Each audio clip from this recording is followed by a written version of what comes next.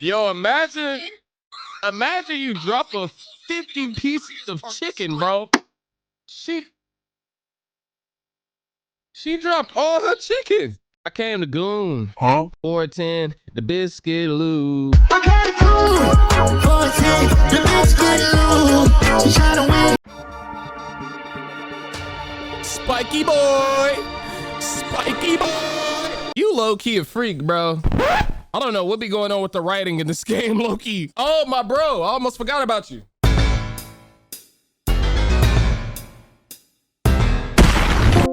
All right, y'all, welcome back to some more Danganronpa.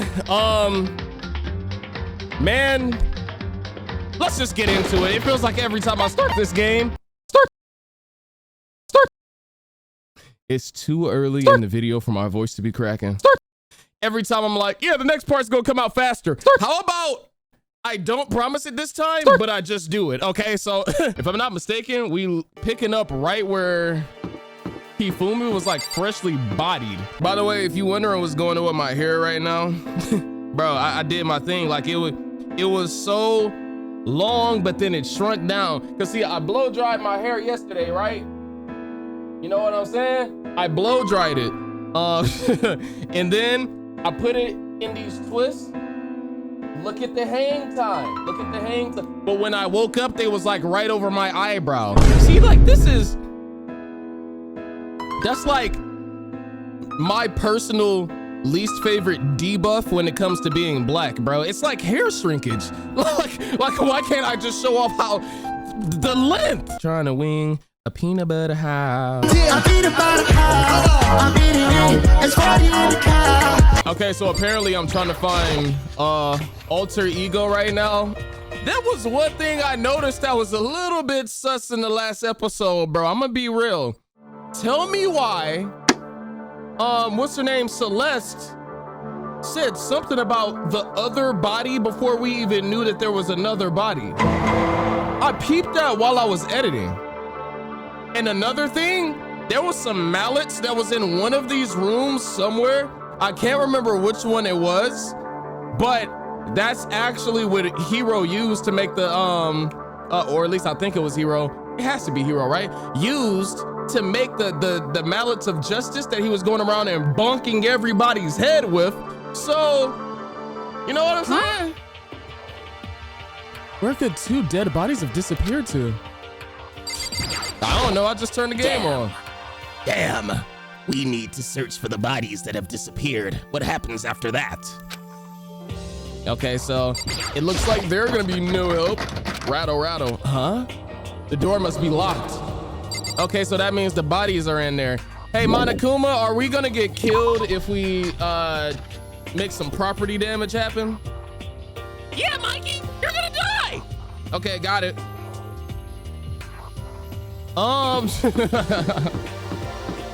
Bro, I felt like I was using a puppet right there.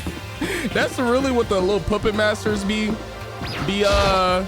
doing, dude. They be having their hand up the plushie's booty and just making it like making it talk. Oh, like, what the freak, bro? Okay. Looks like nobody's in the class.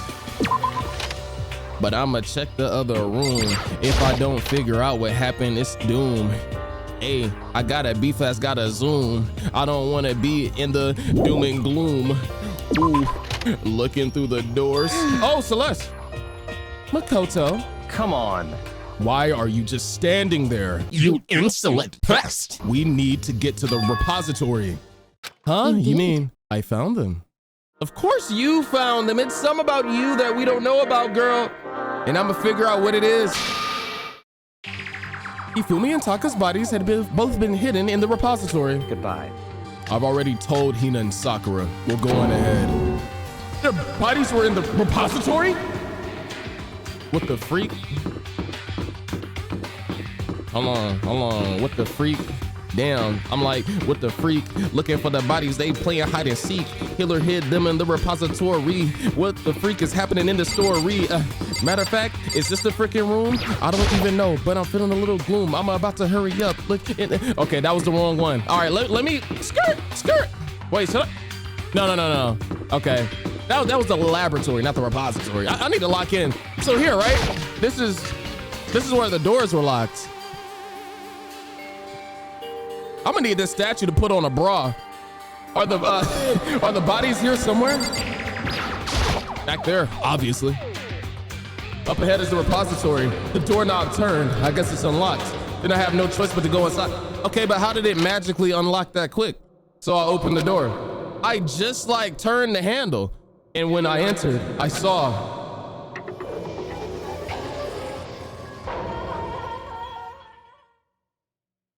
Good, man, those pants, bro. I'm gonna be real, Hifumi. I thought those pants was gonna be the first to die out of anybody when I first saw them, but they outlived you. I'm like, how? Like, how did the button and zipper not like pop? Okay, whatever, bro.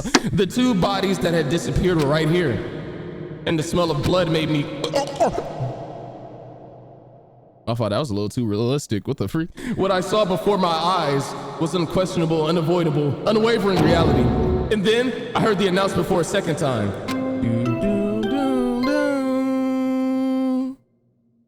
Perfect pitch.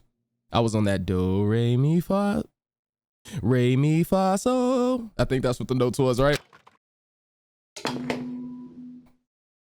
I'm not a singer. A body has been discovered. After a certain amount of time, which you may use however you like, the class trial will begin. So it's time for investigations. And so here we are. It's The Monokuma without file! further ado, let me give you all the next Monokuma file. I was going to hand them out when you found the bodies the first time, but I thought something might happen. What? It was really hard to resist, but it turns out I was right. Stop talking. Just hand it over already. Punishment is waiting for you. Investigate with all your mental might and prepare for the class trial. See ya later! See you later. This dude low-key Taka in them boots, bro. They go up to your knees. Now that we found the bodies, all that's left to uncover is the culprits. What the heck? Hold on. How can you be so calm? I mean, they're dead, you know? That's terrible. Dead. Gone forever. They're never coming back. Awful. This is just too awful. Ina suddenly burst into tears. She clutched at Hifumi's lifeless body. Who would do this? Dang. Why? Why? Hifumi really do look like a gerbil. R.I.P. though. Large wet tears fell from her eyes, and the tears landed on Hifumi's cheeks. If this were some world of make-believe, that might have been when Hifumi opened his eyes. Hifumi would have said something horny if he opened his eyes. I'm gonna be real. He might need to keep them closed. You know what? R.I.P. though. R.I.P. bro. Love you, Hifumi. Love you, bro. But this wasn't a movie. Dang. What? Excuse me? This wasn't. Whoa! He's alive again? Where am I? Okay, I actually was not expecting that. Cold. So cold. Is winter coming? Okay, he needs to be put on like witness protection, bro. I'm not gonna lie. Like we gotta keep him safe. Hifumi, wake up! One more hit to the dome and it's GG's. Huh? That's right. I remember now. Hope's Peak. Come on, you gotta wake up! I remember everything before I met you all. You remember? I met you all. His memories are blending together. He has nothing useful to offer us. The light. It's reaching out to me.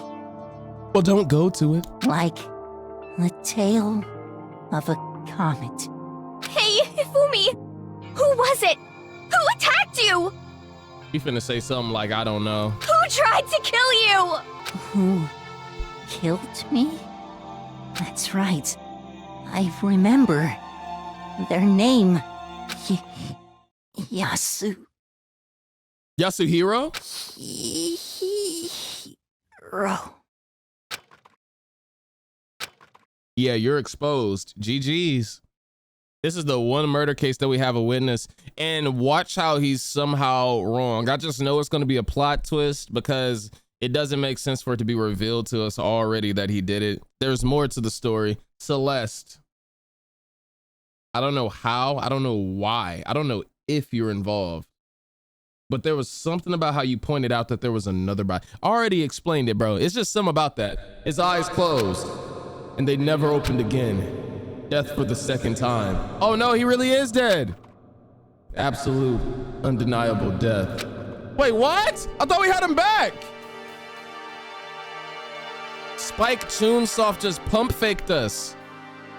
No matter how many more of Hina's tears splashed his face, there was no second miracle. Reality set in again. Bro, no way. This isn't some stereotypical fantasy world. Tears can restore a person's vitality. Honestly. Okay, having a smirk in that room right now is crazy. Look at the missing hammers. What did I tell y'all, bro? What did I tell y'all? You have no tears, do you? No blood in your veins, no calcium in your bones. At least you have your meat. Meat.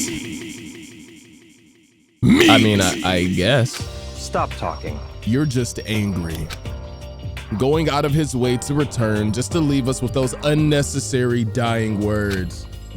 Now this game has become exceedingly boring. Huh. He said Yasuhiro, right? Then perhaps... Yasuhiro Hagakure. That is the only person who could have been that is the only person who he could have been referring to. So in other words... And with that, the case is solved. Assaulting people and even killing Taka and Hifumi. And then going so far as to hide their bodies. A criminal that hides his face behind a mask and uses a bunch of giant wooden hammers. Is that what Hiro is? What is this? If it's true, I can't forgive him. No way can I ever forgive him. To kill two of our friends. That's fine. Anyway, it's about time we tracked down the culprits in our little life or death game here. Although, this time is not all that life or death. The trial will conclude without much trouble. Indeed. Yes, it does look that way. It's going to begin again? We have to go through this one more time. I have to accept it. I have no choice but to go through with this to make sure everyone lives. I just have to do it! Investigate. Okay. Dang, I'm gonna be real. If I was in this situation, a brother like me probably wouldn't even investigate it. I probably would have been like, well, Hifumi, we got him. GG's. I probably would have dapped him up. His like lifeless hand over there. First, I'd better check the Monokuma file. The victims were Hifumi Yamada and Kiyotaka Ishimaru. The cause of death for each was a blow to the head. It is thought that they were both killed with a similar weapon. You know how ridiculous it is for Taka to have gotten that transformation and to literally die within the next couple of days. That is like the most pointless awakening ever. That's it. Very strange. Yeah, it's pretty strange. We got way less information this time than before. That is no problem. After all, the events of this case unfolded before our very eyes. We should know more about what happened than the Monokuma file could anyway. Maybe. Well, there's something else that's bothering me. Someone else has been missing for quite a while. Are you talking about Kyoko? Perhaps. Without a doubt, she has an alibi for when Celeste and Hifumi were attacked. But what if the killer wasn't acting alone? What if they had an accomplice? An accomplice? Not my goat. She ain't doing all that. Hey, call it glaze, call it being naive if you want to. I don't care. Kyoko is not moving like that, bro. An accomplice? What are you doing here? Monokuma appears! What a sassy pose, bro. Monokuma said...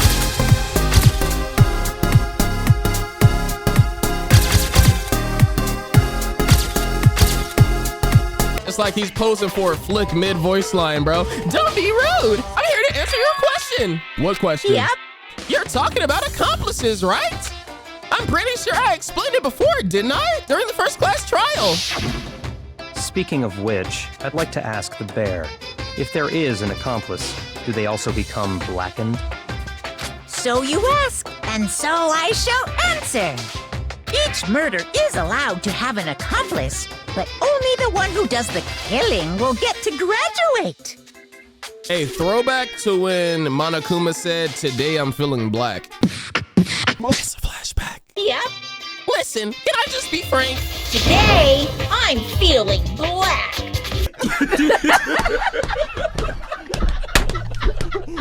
Today I'm feeling black.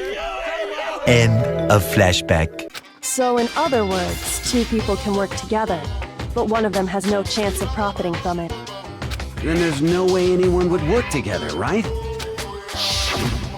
In other words, So basically, you can be an accomplice if you want, but there's no gratification in it. so then. So you're saying nobody worked together this time Hey, either? Sorry, I can't answer that. It would be obstruct. Oh, wait. It would obstruct the free exchange of information between you guys. I just want to make sure you don't forget, no matter how much you might assist in the murder. Phew. Only one blackened can graduate. An accomplice gets nothing. So in other words, And we only need to figure out who that one blackened is that did the killing, right? Just like normal. Well, Okay. Let me take this opportunity to clarify the whole shebang. In this class trial, what you need to determine is extreme! the one true blackened who devised the murder plot and put it into action. So there was both people that attempted the murder, two people that attempted it, but only one succeeded. That's basically what I'm getting out of this like information right here. Especially using the data that I've collected already. I'm looking at you, Celeste. Kyoko, I trust you though. I trust you. And Hiro, I'm looking at you. One of y'all two did it, and I don't think it was Celeste. But I do think that she was probably involved. The true blackened? So just one person? Well now. That's enough for explainifying. That's not a word. Now it's down to the final battle between all of you and the blackened. Good luck to all the contestants. So, there can only be one blackened, an accomplice with a benefit. And I can't see any way Kyoko would be connected to this case after all. You may be right. If that's true, then Kyoko, where are you? However, as long as she's not connected to the case, it doesn't matter. Let's get back to the investigation. Indeed. I have absolutely no doubts that Hiro is responsible. But for the time being, I suppose it can't hurt to pursue further information. So, You know, don't you think we should consider a certain someone as suspect just in case? I'm talking about the murderous fiend, Genocide Jack. what? What? I'm offended. Yeah. You. When did you? Oh yeah, look at him, he's nervous. Her crazy ass, she gonna chase you down to the credit scene, bro. I've been looking all over for you, master. When I woke up, you were nowhere to be found. Look at you. You SOB! Anyway, you there, milk sack swimmer girl. Milk sack? Okay. There's something about that just feels crazy. Like I would not want to be called milk sack. Huh? I don't know. What would be the male equivalent of being called like milk sack? Well, there's ball sack, but that's not like.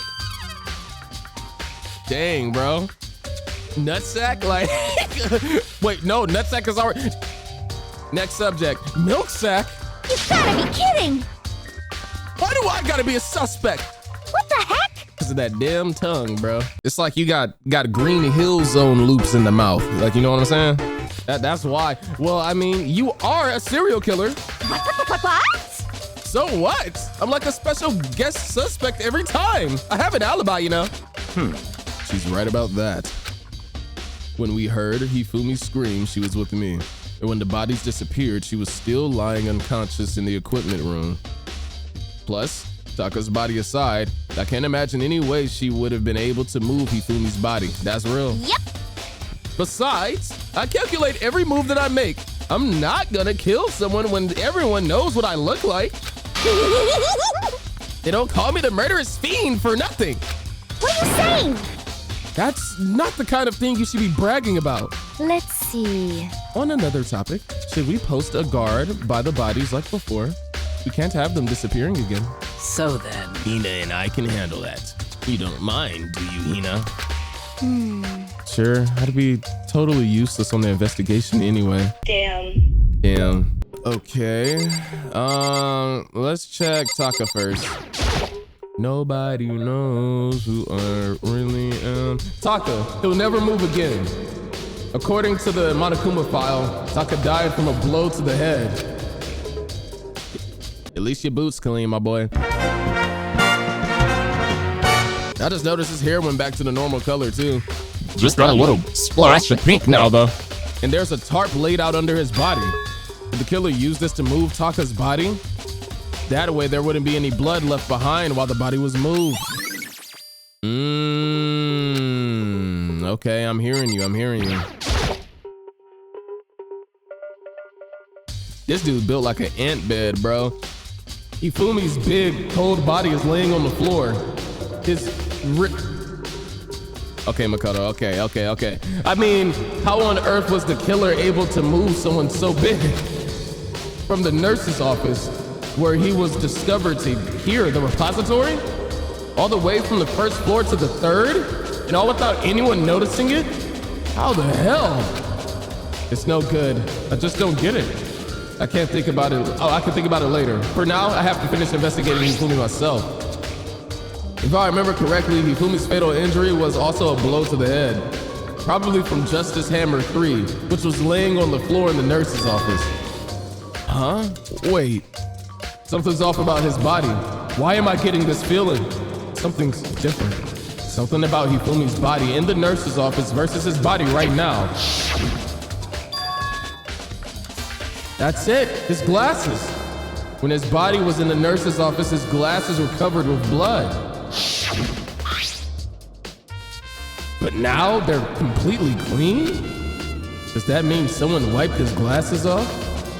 But who would do that and why? That is something that I wouldn't have noticed at all. Hifumi was knocked out, but he wasn't totally dead. I mean, he could have just wiped it off, but you know, maybe there's more to it than just that. Quick little timeout. There's another Life is Strange game coming this month. Let me check my calendar. On the 26th, it's actually dropping.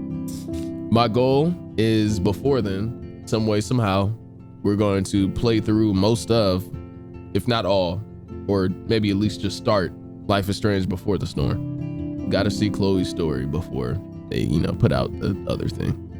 And maybe after that, after some time goes by and, you know, I have like a little bit of a break and get some other stuff out the way, we can check out Life is Strange 3, if y'all would like. With that being said, let's get back to Danganronpa. How you feeling, my butt? Byakuya, do you think Hiro really did it?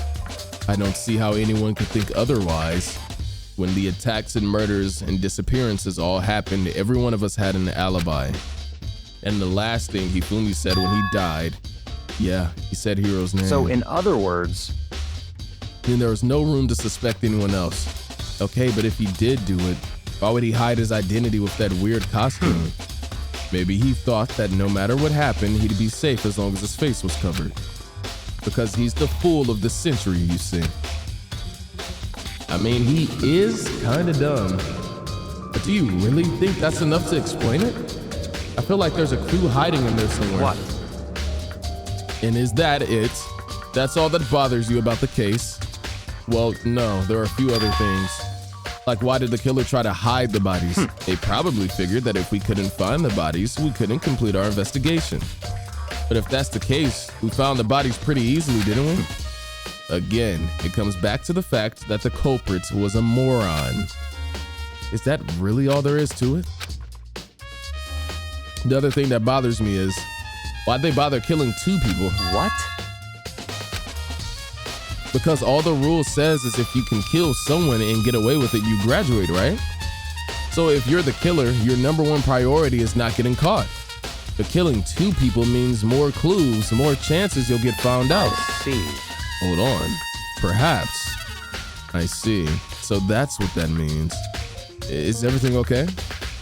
That's enough. Don't talk to me as if we're friends. Oh, okay. Well, excuse me for trying to get the objective done. This dude is so toxic. Goodbye. Thanks to you, I might have fun with this after all. His mysterious words hung in the air as he left the repository. Yeah, goodbye, bro. I do not miss you. Wait, but I should have read that. But if he did, would it have killed him to tell me what it was? Okay, I think he was just asking about a hint. Observe the mallets that are missing. There are hammers of all different sizes hanging on the wall, although some are more like mallets. Mallets? Could the justice hammers have been designed using these as a model? Either way, all the hammers here have obviously seen a lot of use. They're all covered in debris and chalky stone powder. Wait. For some reason, this one hammer isn't dirty at all, and it's wet.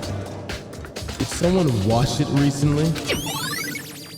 Ooh, the spotless wet hammer. So, Aoi Asahina. Hey, Makoto. I've been thinking about something. It's about the repository. Huh? What is it? After Hifumi and Taka's bodies disappeared, we split up to look around, right? I was really scared, so me and Sakura stuck together. But...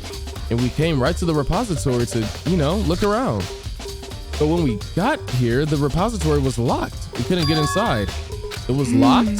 Makoto, you touched the handle. You didn't know that? And we came here as soon as the search started, so there's no way someone could have beat us here. So if that's true, then who locked it? And why is it unlocked now? I wonder the same thing. The door was locked when the search for the bodies began, but now it's wide open.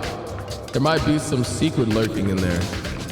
But I'll probably have to leave this area to figure out what happened. There's only one way in and out of this room. Through the door that Hina said was locked before. Okay. There's definitely a lock on the door, but it can only be locked from the inside of the repository.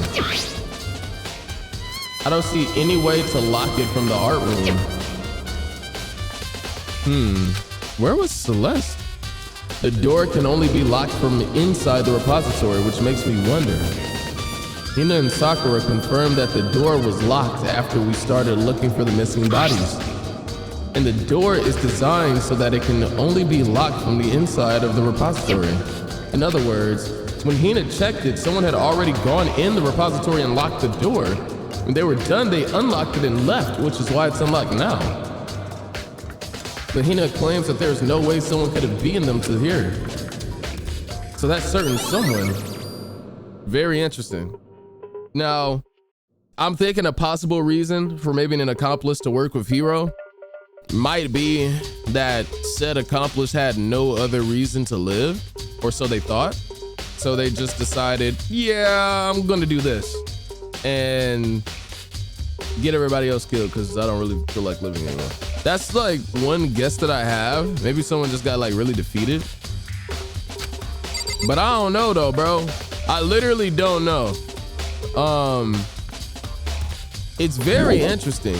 That leads me to believe, well, maybe not believe, but just wonder, is it possible for someone else to still be in this room one way or another? Like ventilation system, where could they even be hiding? Like, you know what I'm saying? I can't check the files. I already looked at Taka's body. What's up with that? Oh, that's how they moved, what's his name? That's how they moved Hifumi. It's a dolly, it doesn't have a handle. I saw this in the art room before. I guess it's used to move statues around. It's kind of awkward, but if you bend down, it's not too hard to use. Huh, but wait.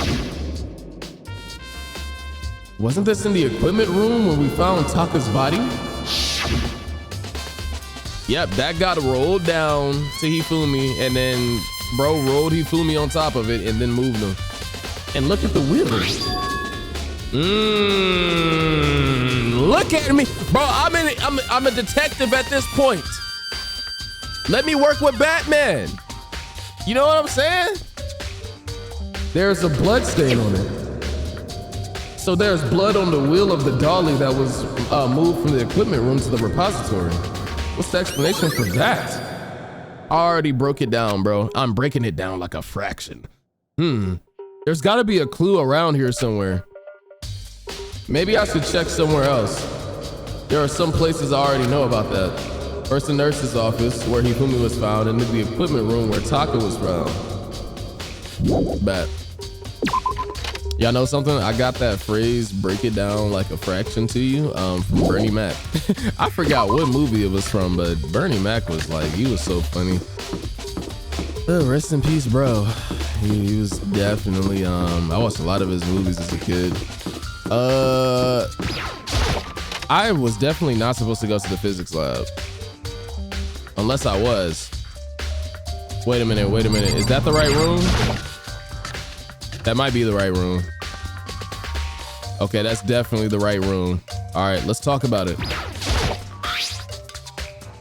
There's some kind of tire mark going through the pool of blood in the middle of the room.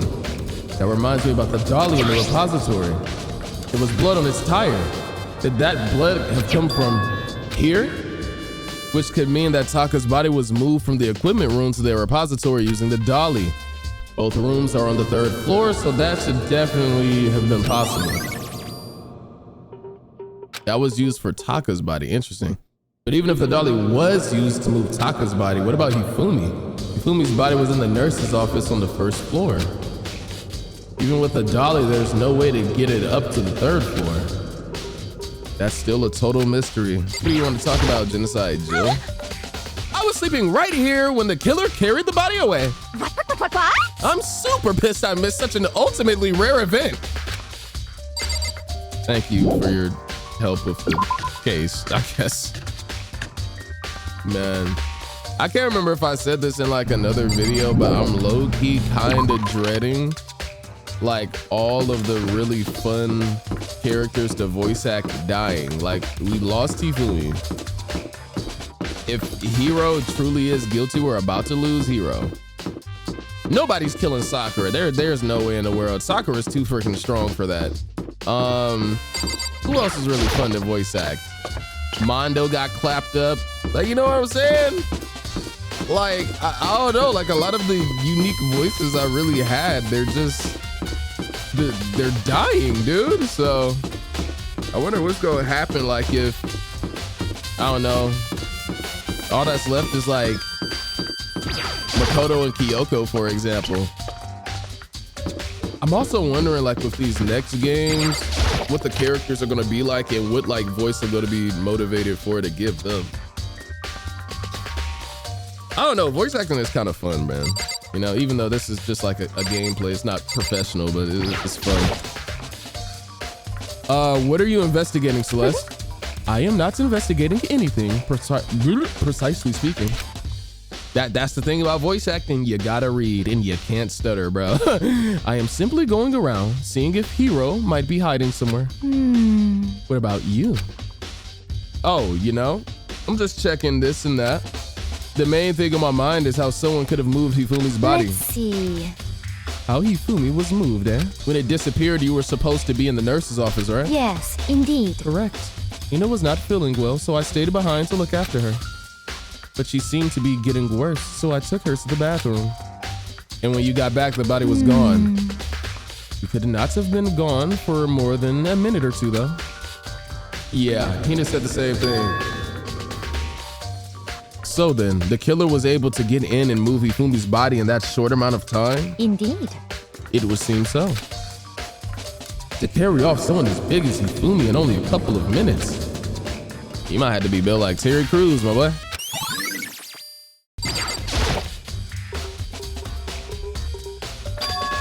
It's just a normal trash can. Wait, there's something inside. It's too small to be a handkerchief. It's a glasses cleaning cloth. And it's got some kind of cartoon character on it.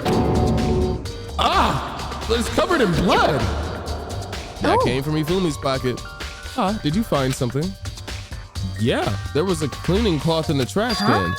A cleaning cloth?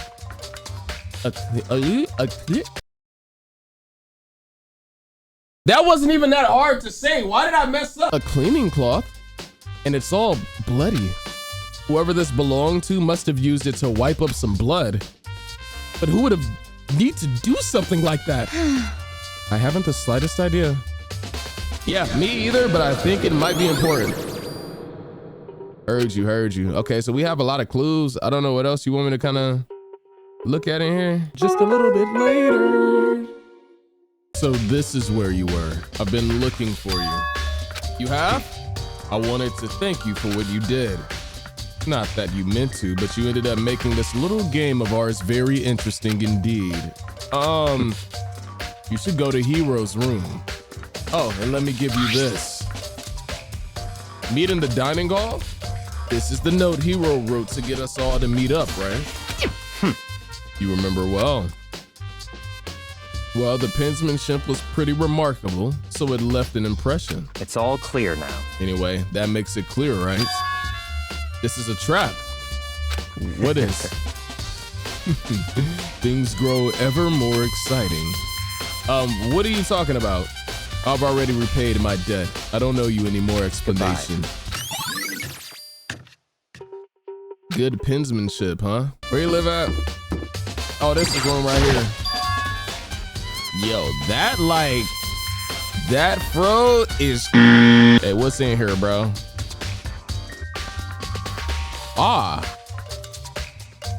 What is this? This is Hiro's room. There's all kinds of weird stuff in here. Where'd he get it all from? More importantly, he still hasn't turned up. Which means he can't really complain if I don't get his permission to search his room, right? Dr. Strange ass room. First, what even is that? Bro's trying to learn the 8 trigrams, 64 palms? Let's start the boxes. I think there's something in the cardboard box. It's blueprints for something. Yeah, 4K, bro. Caught in absolute 4K. You have the Robo Justice blueprint right here? This is ridiculous. Some things made out of, it looks like cardboard and plastic and plaster. Is this Robo Justice? And it's in Hiro's room? But wait, these blueprints, something about them bothers me.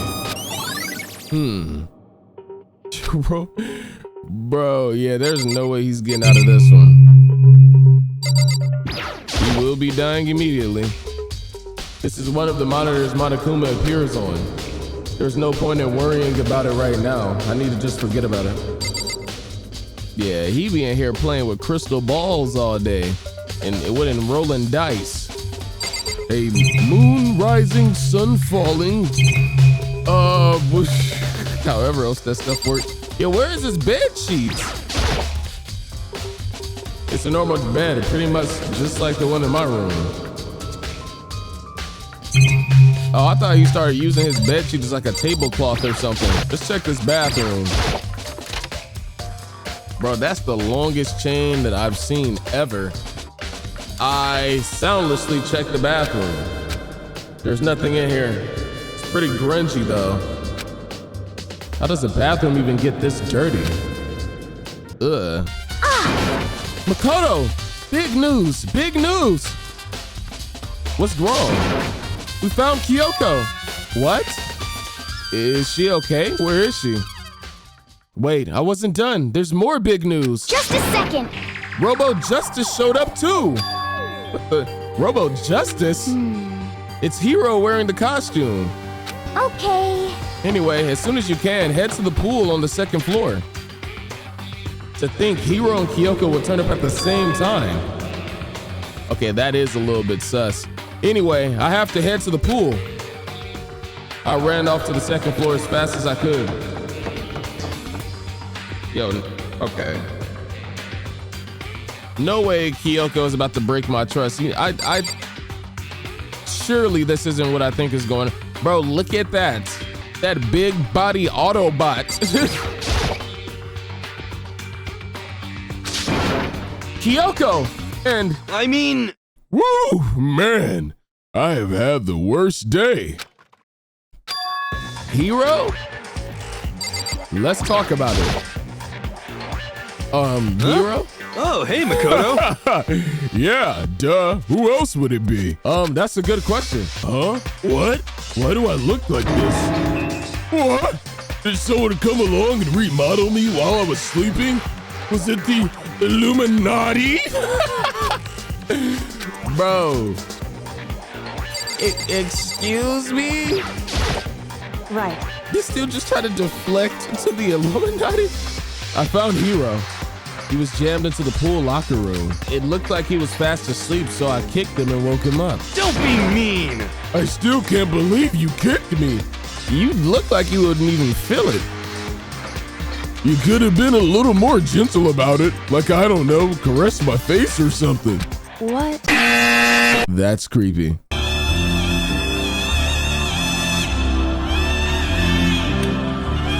Anyway, Kyoko, where have you been all this time? You just disappeared all of a sudden without a trace. Well, there was something I had to check up on. What do you mean? Never mind. I can't never mind. It's nothing. Never mind. Hey. More importantly, she says that, but does she have any idea?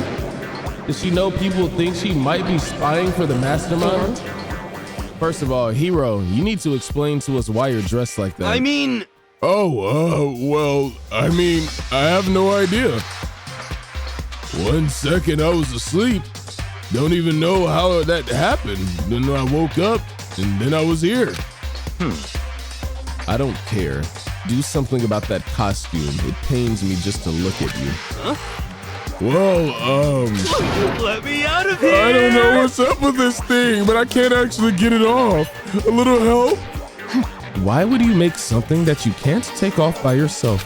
You got it all wrong! I didn't make the stupid freaking thing. It would seem... I literally saw the blueprints, buddy. He's just in here lying. There's a clasp on the back that is keeping you from getting it off. It looks pretty sturdy. I don't think you can get it off on your own. We don't really have a choice. Let's help him. It took everyone's help, but slowly we were able to get Hiro out of the suit. It took a few minutes, but eventually we got all the pieces off. Woo! Free at last. Isn't it kind of weird how perfectly the suit fits Hiro? So then... More to the point, nobody but Hiro would be able to wear that costume. Wait, what? Hold on a sec. Honestly. Don't bother trying to act innocent. The blueprints were in your room as well. Is that okay? In other words, it is obvious to everyone that you made this costume. That's true. I saw the blueprints myself. Yeah, me too. Could it be... Then it's obvious the one who put the costume on and went around attacking everyone... That's terrible! ...was Hiro! Shall we tie him up and gag him? Gag him? Whoa. Just the worst. Good idea. We wouldn't want him killing anyone else. What? To tie me up? Hey, hold on, guys. I think that's going a little far. That's right. He may be a suspect, but he deserves fair treatment. Yeah, I mean, attacking blueprints. I have no idea what you guys are talking about. What the heck? You can't talk your way out of this. It's been decided. You killed them. What? Killed who? I have no idea what you're talking about. There must be a fake Hiro running around. What are you saying? You're the only one who can wear this costume. So who else could possibly be the costumed attacker? What the heck? How do you know that I'm the only one? Maybe you should try it on for yourself before you convict me. Okay. Fine. If you're gonna be a jerk about it, I will.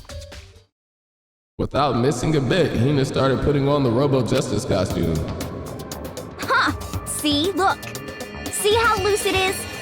Okay, Hina, if you mess around and fall in the water, you just go and die, so don't get close. I mean, come on. I'm blind as a bat in here. Can't see my feet at all. I'm surprised you got anywhere in this thing. I'm telling you, it wasn't me! And not to mention, you totally can't bend at the waist. Seems like a pretty obvious oversight. That's not a very nice thing to say. I mean, it's not like I made it.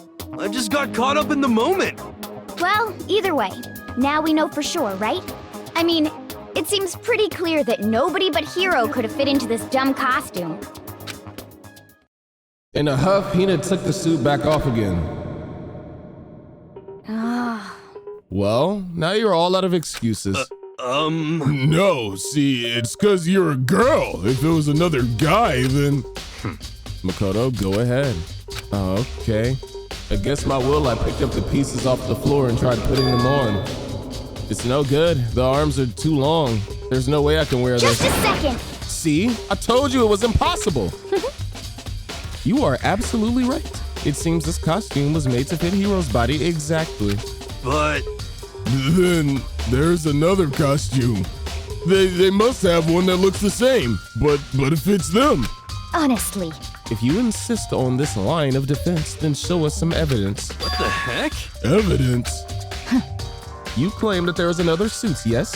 And you must find it and show it to us. What the heck? Just the worst. Who cares? He was the only one without an alibi during the whole thing anyway. That's terrible. Which is how we know it was him. What? I mean, is that really true?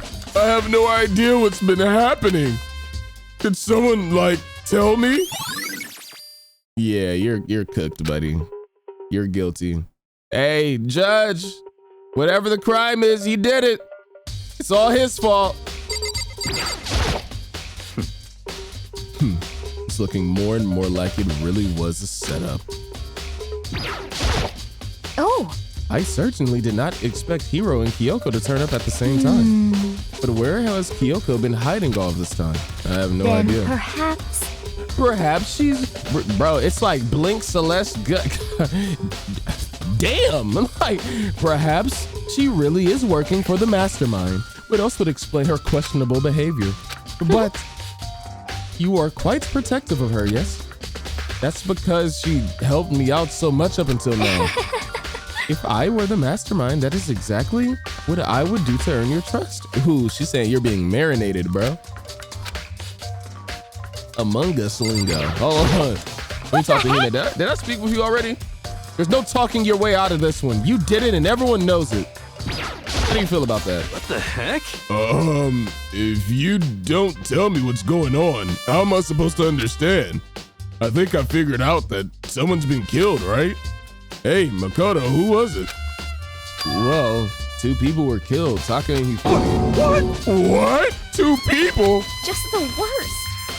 Why are you freaking out? You did it. Please! Please, I did not. Wait, hold on. If those 2 are the ones that were killed... How about that? That's it. I know who did it. So then... You may as well tell us then. Taka and Hifumi were fighting over Alter Ego, right? I'm at least 30% Which right. means Alter Ego and or Chihiro must have done it. Correct. I see. That's unfortunate. Please! Unfortunate? What the heck? Stop trying to trick us. Just admit that you did it, okay? I'm telling you, you got it all wrong. Oh, so then. I know. That note. Note? Last night, someone slipped a weird note under my door. And here's what it said. I found a hole maybe we can use to escape. Monokuma can't find out, so don't tell anyone else for now. Let's meet in the rec room at 1 a.m. But the last thing I remember is going to the rec room and then for some reason I fell asleep. Hey. The real killer probably drugged me or something. Do we even have access to drugs in this school? Just the worst. It is Monokuma's school. I wouldn't be surprised. Not a chance. So... No, hold on. He could be onto something. The nurse's office did have chemicals that could do that. Really? I told you, someone's trying to set me up. A secret passes, a chance to escape. Someone wrote all that to trick me. Even if that's true, you must be one dumb fish to bite every piece of bait that floats in front of you. Well, after being trapped here so long, even if you know it's a lie, you still gotta check, right? They preyed on my desire to get out of here. They deceived me. So you actually got drugged. I still don't buy it. Don't be mean. Well, you should buy it. Just a second. Okay, then show us that note. With pleasure. I have it right here in my pocket. No way. Looks like I lost it.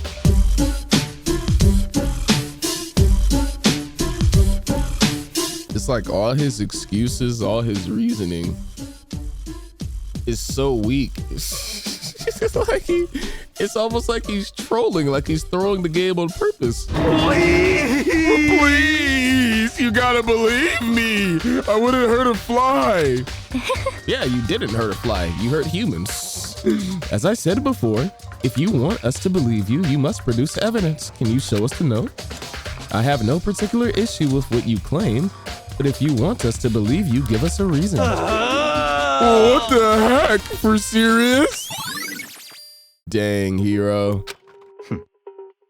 Now then, shall we resume our investigation? There's no time to waste before the class trial begins. Why do we need to keep investigating? We already know who did it. Why? Why did you kill them? Tell us, Hiro. No, it's like I said. Just the worst. Was it really to get the money Monokuma offered us? Oh, I forgot this was a bag move too. That was a motivation. Yeah, that must be it. You must be totally broken, that's why. Wait, that's a false accusation. Someone help me. What are you saying? Show us your bank account right now. Just be thankful that we haven't bound and gagged you. If you have time to yell and carry on, you have time to search for evidence, right? What? You're right. I need to look for the second suit in that note. You don't fail me now. One by one, everyone peeled away. Makoto, do you have a second? Huh? I want you to help me with the investigation. It looks like I got a late start on this one, so I need to make up some ground. A late start? Sure, I don't mind helping, but can you promise me something? Later when we have time, will you tell me why you disappeared? Why is that? No. Damn it! I feel like we could have helped each other, but I guess that's just not the type of partnership that you want right now. See, a brother like me, I would have been petty. I would have been like, well, no information then. See you later. Go talk to Byakuya or something. I probably would have still told her, I ain't gonna lie. Anyway, we have to hurry before the class trial begins. Yeah, you're right. Okay then, show me where the bodies are. They're in the repository. And I guess we should head that way for now. In the repository, which way is that? It should be here, I think.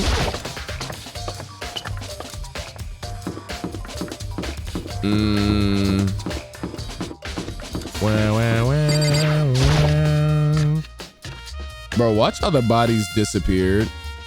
Watch how they disappeared. Please do not let them be gone right now. Please don't do it. Oh, they're still here. Oh, I forgot we got guards.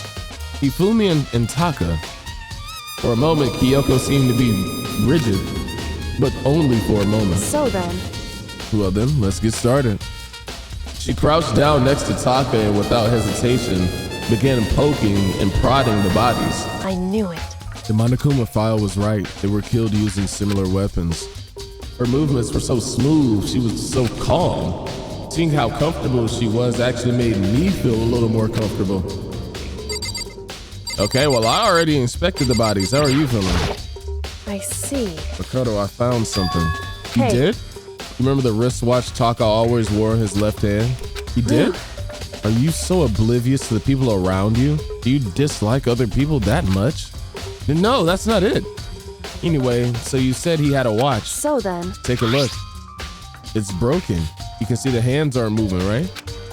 Dang, I never peeped that watch. It most likely broke when he had his encounter with the assailant. And if you notice, the hands are frozen just past 6 o'clock. Oh, she's smooth with it. Dang, bro.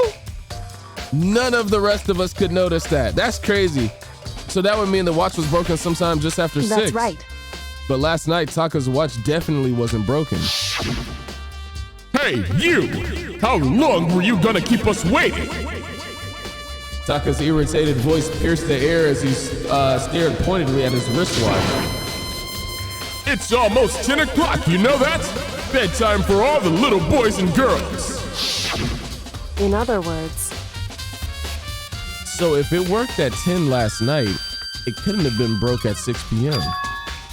Meaning it must have happened at 6 this morning. Okay. However, and that's not all. Look at Taka's left hand. He appears to be gripping something. Even in death? You're right, there's something white in there. Can you try to pry it out? Because... Me? The rigor mortis has already set in. Boys are better suited to this kind of manual labor, right?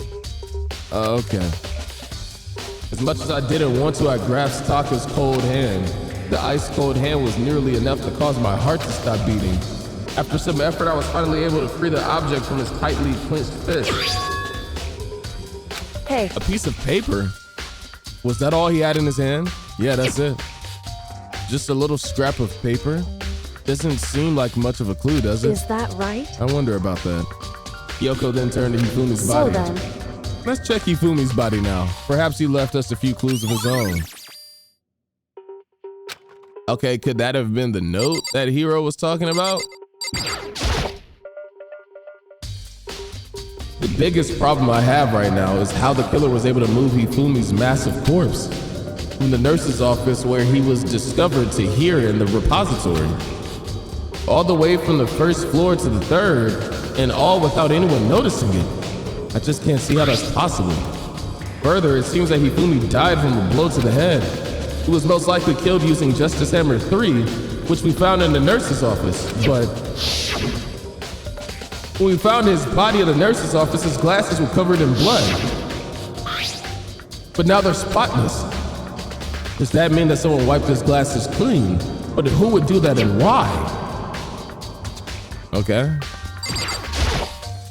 I think I already did that. So, Did you find anything? I did, and more than I expected, to be honest. Look at this. A wad of paper. That's right. Hifumi had it hidden on him. Hidden? Indeed.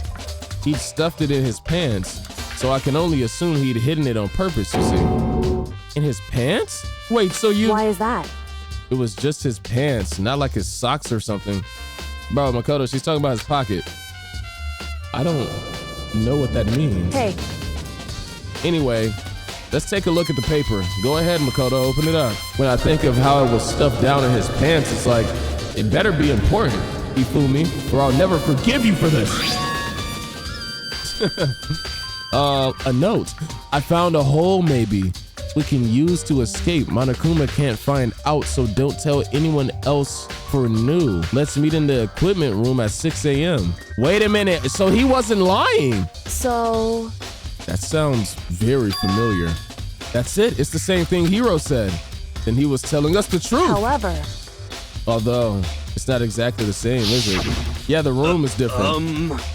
Last night, someone slipped a weird note under my door, and here's what it said.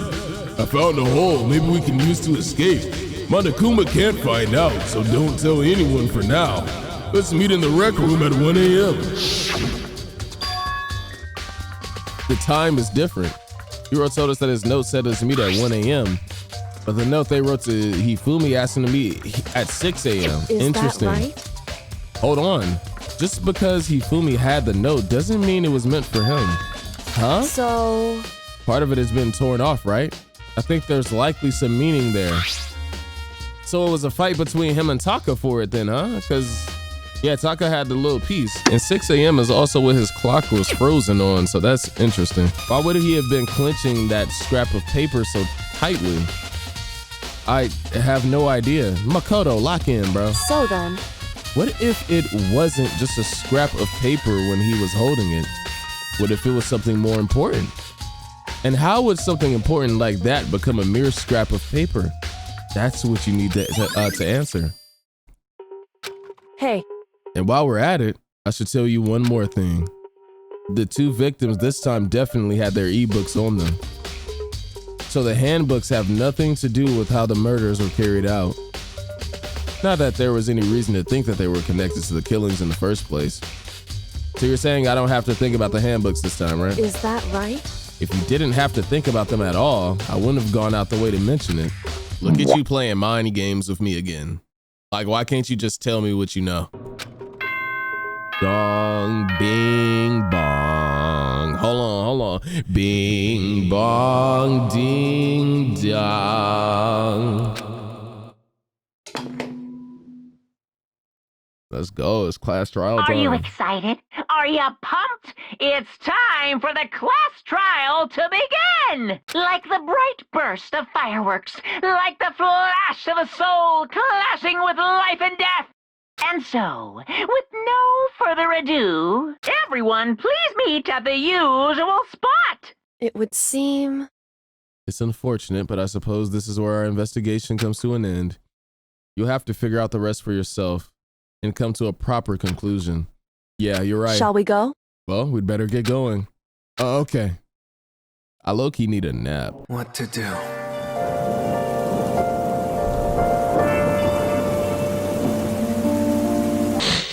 So, that nap turned into some sleep. All right.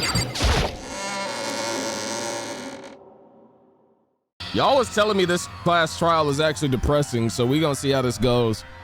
Everyone had heard Monokuma's proclamation, and they were gathered by the red door.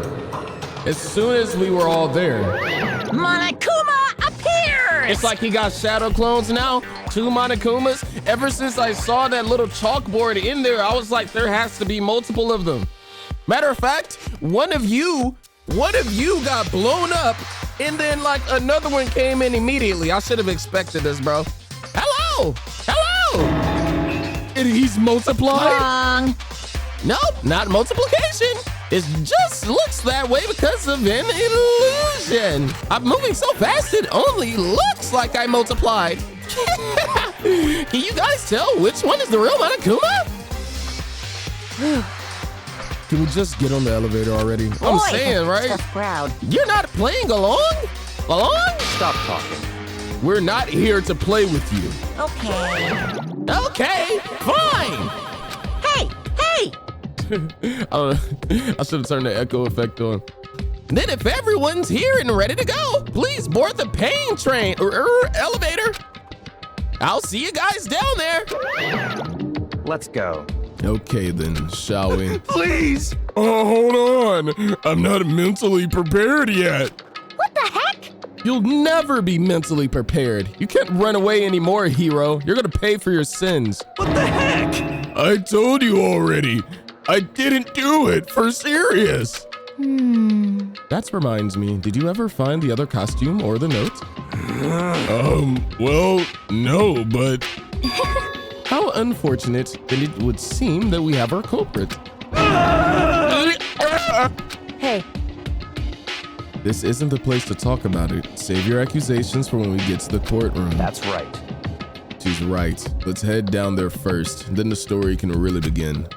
Yeah, good idea. That's right.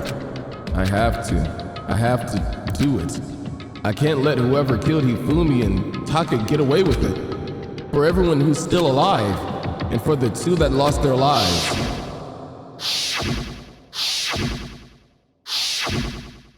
Dang, dude.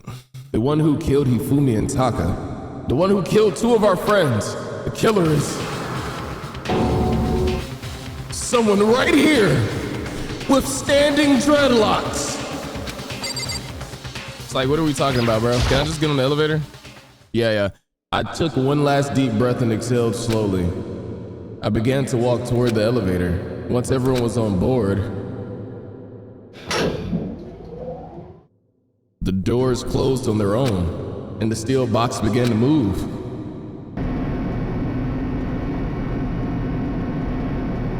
I don't think I realized Kyoko had that much hang time. Bro, everybody's hair except for Hina is low-key long as heck.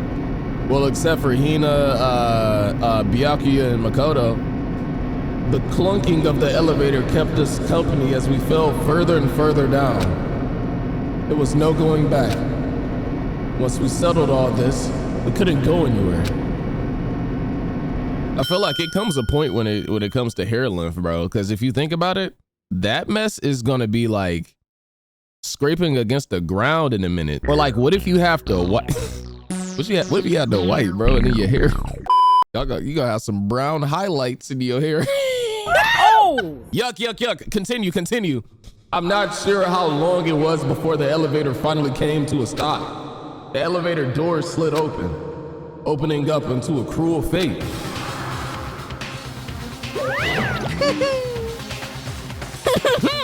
When I see all of you gathered together like this, did you change the room a little bit? I realize just how few of you there are left. Your school life is slowly reaching its climax. Just the worst. Only because of you. Why? Why are you making us do such cruel things to each other? What? You really hate me so much? But I'm so cute. Come on. Stop goofing around and begin the trial. Don't rush me. Of course I'm gonna start it. I would never be like, stay tuned for the action-packed class trial after this commercial break. Yahoo! You're gonna take a commercial break. Nah, imagine I just played an ad right there. What if YouTube automatically puts one there? Y'all know I don't even like place the ads on these videos. YouTube just automatically does it. So like they might actually just put one right there. Did they? We'll see. I'd never hold out on you like that.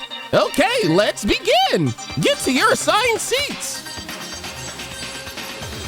And so the curtain opened once again. A deadly judgment, a deadly deception, a deadly betrayal, a deadly riddle, a deadly defense, a deadly faith, a deadly yap session, a deadly class trial. Okay. These yap sessions do be deadly, bro. I ain't gonna lie. Okay, so why did the look of the area change again? Like, what was that other spot we were standing in? I promise you the colors were different. I promise you, my boy. Okay, so this is already equipped. I'm equipping everything. What is breathing technique? Focus gauge recovers more quickly. Effective during the non-stop debate, Hangman's Gambit, and bullet time. Got you. Allows you to reload 2 bullets at once. Ooh, effective during the bullet time battle. Heard you. Yeah. Ain't gonna lie, we locked, bro. Let's just finish the preparations. Let's do it. All rise! Let's begin with a basic explanation of the class trial. So, your votes will determine the results. If you didn't rise, it's punishment time! If you can figure out who done it, then only they will receive punishment. But if you pick the wrong one, then I'll punish everyone besides the blackened, and the one that deceived everyone else will graduate. Monokuma, what if I'm already black? Get the hell out! Nah. Now then, to begin with... That was stupid. We already know who did it. L joke, bruh. L joke. Was that? It was Hiro. He does not have an alibi for when the murders took place, and we found him in that suit. Look, the environment is different. Don't try and deny it. You killed them. I didn't. Someone knocked me out. I was asleep the whole time. I don't know anything about it. Shut your murdering mouth, murderer! Who are you calling a murderer? I am sorry to say, Hiro, but we do have evidence. Blueprints for the suit. Ooh. Parts we assume were used to build it. Ooh. Now see, if it was a plot twist, this could have been planted. And all of it was found in your room. You have to admit, the evidence is quite compelling. It points to you as having created the suit and wearing it while committing crime after crime. How many times do I have to tell you? I don't know. Is Hiro really the killer, or before anything else, we have to make this clear? I don't even remember the controls. Okay, it's Truth Bullets, Robo Justice, Yasuhiro's message. Okay, let's talk about it. Everything we found in your room. The blueprints, the suit parts, they are all proof enough that you are the culprit. I don't know anything about that stuff. It's not true. It's a conspiracy. Hiro, why? Why did you kill them? No, just hold on a second. Dang. Everything we found in your room. The blueprints, the Is suit that parts. it? Okay, what? How does it make more sense to go there versus the first one, if we're talking about the message? Are we sure Hiro really made those blueprints? Maybe I'm just tripping. Let's talk about it. What do you mean? Well, take a look at this. It's the note that Hiro wrote, asking everyone to meet up after Alter Ego disappeared. Yeah. The handwriting's obviously different, wouldn't you say? When you compare it to the blueprints. There's no way you could think the same person made both of them. Unless that person made it a point to disguise their handwriting. No, the differences are bigger than that, I think. Come on! I'm not smart enough to think of trying to change my handwriting anyway. So Makoto, are you saying you don't think Hiro's the culprit? And he's not the only one. I think Hiro's innocent as well. Okay, now this is getting interesting. What? Wait a minute. Then who was in that Robo-Justice suit? Is it like Hiro said?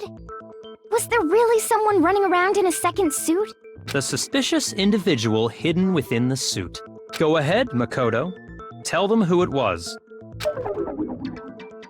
And of course he passes it off to me. So, who was in the Robo-Justice suit?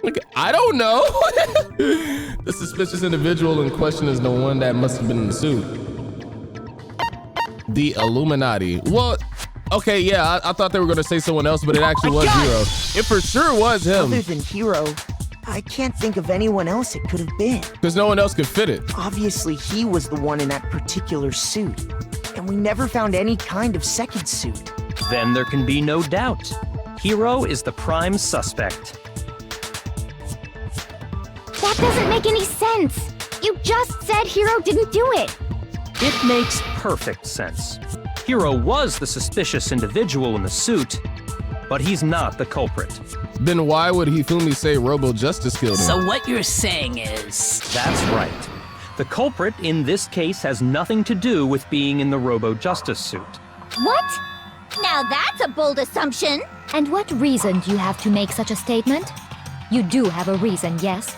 Of course. But before we get to that, there's something else we need to clarify first. So let's get that out of the way. Hey, stop trying to boss us around! All things have a proper order. So what is it? What needs to be clarified? We must clarify the method of transportation for Taka's lifeless body. It was that Dolly. It would seem that his corpse was moved using certain particular items. Makoto, can you tell us what they were? I feel like I'm being questioned in front of the class. In school again, bro. You know how the teacher just like points at you and says, yeah, you answer this. And then you don't have the answer, but I do have the answer this time. Redemption arc, the things that were used to move Taka's body. It must have been, okay, hold on. You know how satisfying it used to be to not be paying attention and then still get the question right when the teacher calls you out like that, bro? It happened to me some of the time. Okay, wait, a blue tarp. Taka's body was on that. Is it that? I got it! Yes, sir. I got my hearts back. There's still one more thing.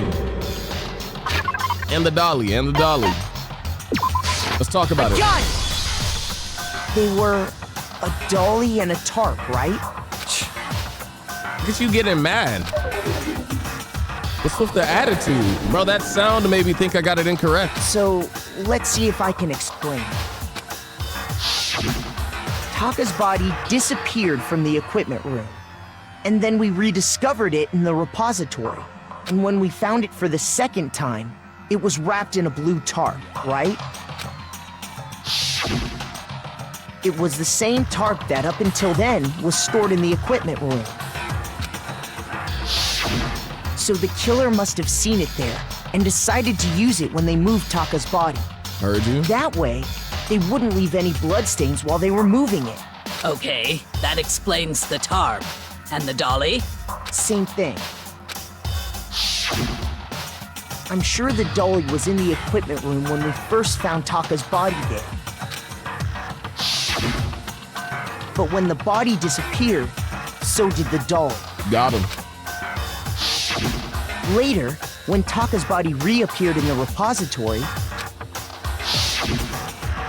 so did the dolly. Yep. In other words, you think they used the dolly to move the body. Am I right? But are you sure you are not mistaken? Huh? Of course, you're trying to throw me off, Celeste. Are you absolutely positive the dolly was in the equipment room when we found Taka's body? I'm not. I was just going with Makoto. That dolly was made specifically for moving large objects between the repository and the art room. It would be very strange indeed to discover it had made its way to the equipment room. Is it not possible that it was in the repository all along, and you simply didn't realize it? She's raised an objection. How do you respond? Okay, are you instigating? There is no shame in being wrong. Nobody expects much from you anyway. Look at you, you low-key like Mark Phillips, bro. Ultimate instigator. We have all accepted the fact that you rarely understand what is going on around you. Bro, whenever I turn on an RDC gameplay or debate or something, bro is instigating. That's just his body. That's just how he's good. Wow. I've never had anyone sound so nice while being so mean. But maybe I can change your mind. If I can just explain to them why the dolly must have been moved from the equipment room to the repository. A new element has been added. Yeah, give me the tutorial.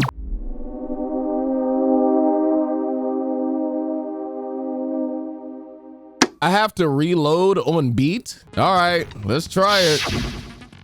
Moment of truth. I can't believe I have to. You have it wrong. I cannot agree. You are a fool. So pathetic. Lies will get you nowhere. Do your worst. Oh, that's how it works. You miserable wretch. I forgot, bro. I cannot agree. You are a fool. Do your worst. You have it wrong. I cannot agree. You are a fool. So pathetic. Lies will get you nowhere. Do your worst. You miserable wretch. I cannot agree. You are a fool. Do your worst. I'm getting exposed. You miserable wretch. Yo, don't call me a miserable wretch. Wrong. I cannot agree. You are a fool. So pathetic. GG's. Lies will get you nowhere. Do your worst. You miserable wretch. I cannot agree. You are a fool. Almost got cooked. I cannot agree. This should prove it. Yo, almost lost, bro. I don't know how I'm supposed to stay on beat if I can't see like the... If you're asking for proof that the dolly moved, I have it right here. Am I gonna have to count it like I'm reading music? 1, 2, 3, 4. 1 yen, 2 yen, 3 yen, 4 yen. 1, 2, 3, 1, 2, 3. Like what the freak? If you're asking for proof that the dolly moved, I have it right here. Why did I read that and Makoto just read it? Let's actually talk about it. Why did I do that? When I found the dolly in the repository, one of the wheels had a blood stain on it. There was a pool of blood in the equipment room with a tire mark in it that matched the dolly wheel's tread. The killer probably rolled the dolly through the blood on accident as they wheeled the body out of the room, and as the blood dried on the tire, they moved the body into the repository. So there's my proof that the dolly was used to move Taka's body. What do you have to say now, Byakuya? Jeez, does Celeste really hate me that much? Well, anyway, that was just something we had to get out of the way. Let's get back to the main subject. Yeah, the subject of how Robo Justice didn't do it. Because if it's not a killer robot, then what kind of robot is it? I'm not sure that really matters. I'd be happy to explain why the occupant of the suit couldn't possibly be the killer. It's about time that you start explaining, Byakuya, because you've been low-key copying off of my homework during this class trial, If you look back on how the body was transported, it will become immediately obvious. Okay. Am I gonna have to answer this too? If I look at how the body was moved, it'll be clear why the person in the suit couldn't have done it. Do I have to answer this too?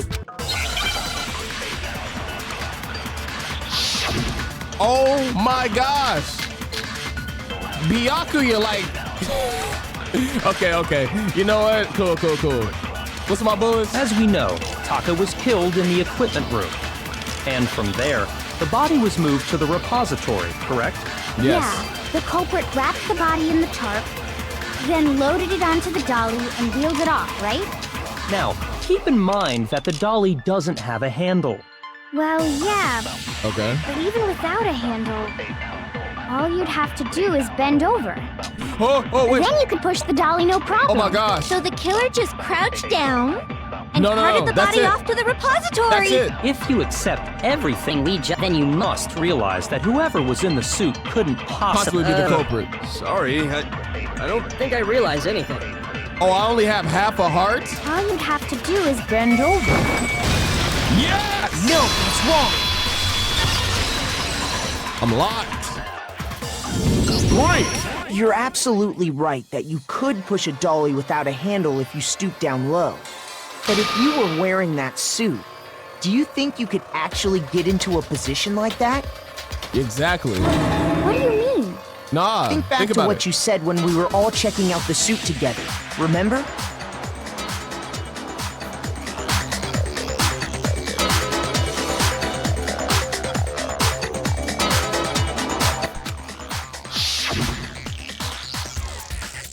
That joint do look stiff.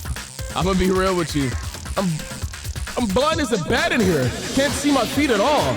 I'm surprised you got anywhere in this thing. I'm telling you, it wasn't me.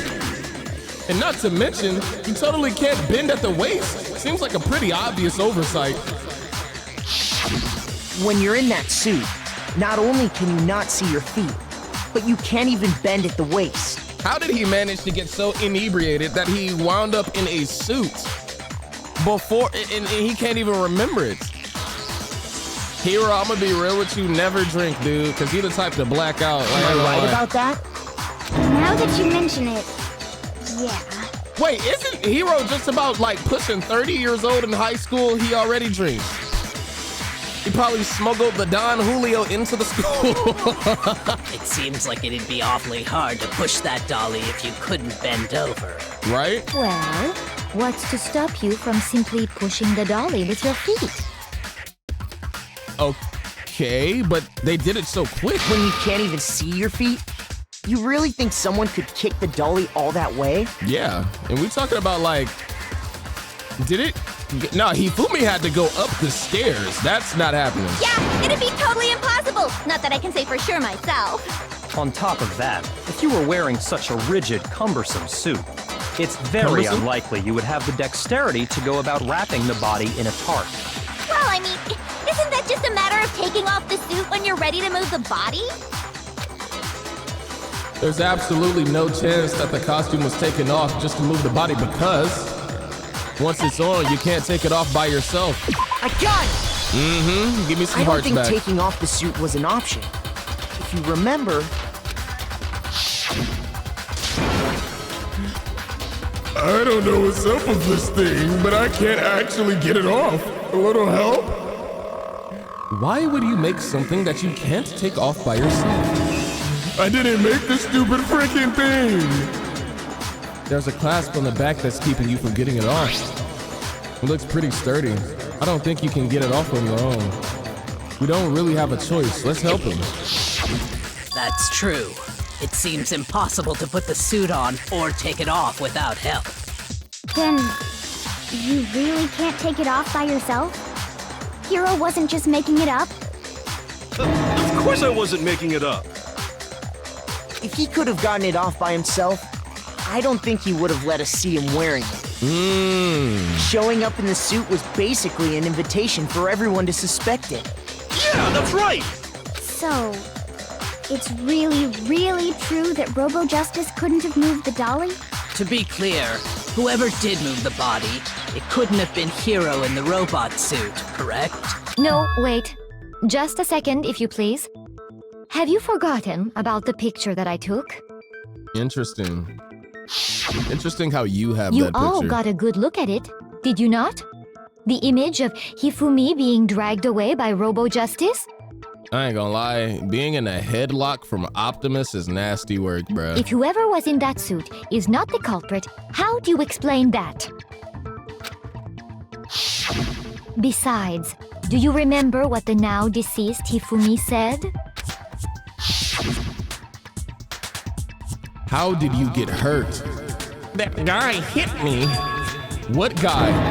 Robo-Justice, that's what I decided to call him just now. So long as those facts exist, the proper conclusion is beyond question. The individual inside the suit and the culprit are one and the same. It was Hiro, without a doubt. Yeah, Yeah, that's gotta be right. Let's talk about it some more. Hold on a second! It's still far too early to reach that conclusion. Besides, there's no hurry to decide who did it. Before we rush to a verdict, shouldn't we explore every single possibility? I know the killer is tired of you. Instead of seizing on one viewpoint, the truth is uncovered by analyzing things from every angle. I ain't gonna lie, if I was the killer in this school, you know, there's like the top 3 people that I want to get out the way immediately. Makoto, Kyoko, and who else would I want to get out the way immediately? Byakuya and Celeste. It's between those 2. But they're the first 4 that I would have to eliminate immediately, bro. Because if you just have a class trial that's full of idiots, you basically Perhaps, you're good. But where do we go from here? That's like Loki, that's the plays that I make on Among Us, bro. Like, I'm not gonna lie. You turn on the game, whoever's the brainiac, the smartest one in the group, you go ahead and shut them up so they don't have time to sway the masses. Like, you know what I'm saying? Let's review this series of unfortunate events from the beginning. Maybe we'll uncover something new. What a pain in the ass! I don't disagree, but our lives are on the line. If this is what it takes, we have to do it. Plus, maybe we'll get to find out where the heck Kyoko was when everything went down. All right then, let's take another look back at what happened. Look at Kyoko over there. What is a lie that I can say that's going to save me from having to tell people what I was doing? What can I lie about? I know that's what she's thinking. I suppose we could start with this morning. 4 of us gathered together in the dining hall. Makoto, Hina, Kyoko, and myself. We waited there for quite a while, but nobody else showed up, so we went to look for everyone. That was around 8 a.m. I ain't gonna lie, you know something, Sakura? You low-key built like Nappa a little bit. And as soon as we split up, Kyoko went missing. Soon after that, Hina found Celeste in the rec room and quickly came to get Makoto and me. It seems I was unconscious for about an hour after I was attacked by my mystery assailant. I know it was an hour because I remember being attacked a little after 7. That was when we saw Celeste's picture and discovered that her assailant had been wearing a strange costume. As it turns out, it was Robo-Justice. It also soon became clear that this same Robo-Justice had abducted Hifumi. We were soon joined in our search by Byakuya and Toko, and then went on to find Hifumi in the library. He was injured, so we took him to the nurse's office and resumed our search for the suspect. But not long after leaving the nurse's office...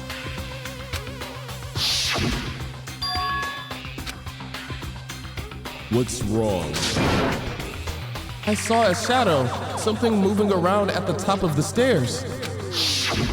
When Celeste told us that, we decided to split up and search the 2nd floor. Mind you, I would like to say what I said in the beginning too. Celeste already knew that there was a 2nd body before that it was revealed to us, bro. Keep that in mind. And soon after that, I saw someone moving around on the 3rd floor, and I yelled out to everyone as soon as I did. Celeste, what's wrong? That was a rather intense scream for someone like you.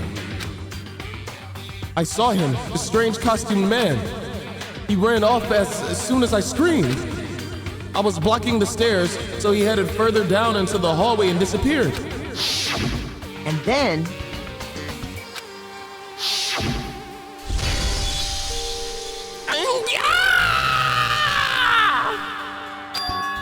Huh?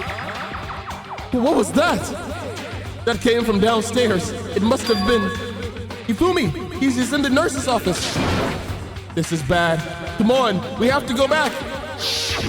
At that point, we decided to divide up into 2 groups. Imagine by some crazy plot twist, Celeste is the killer, and Hifumi, she killed Hifumi because he messed up her milk.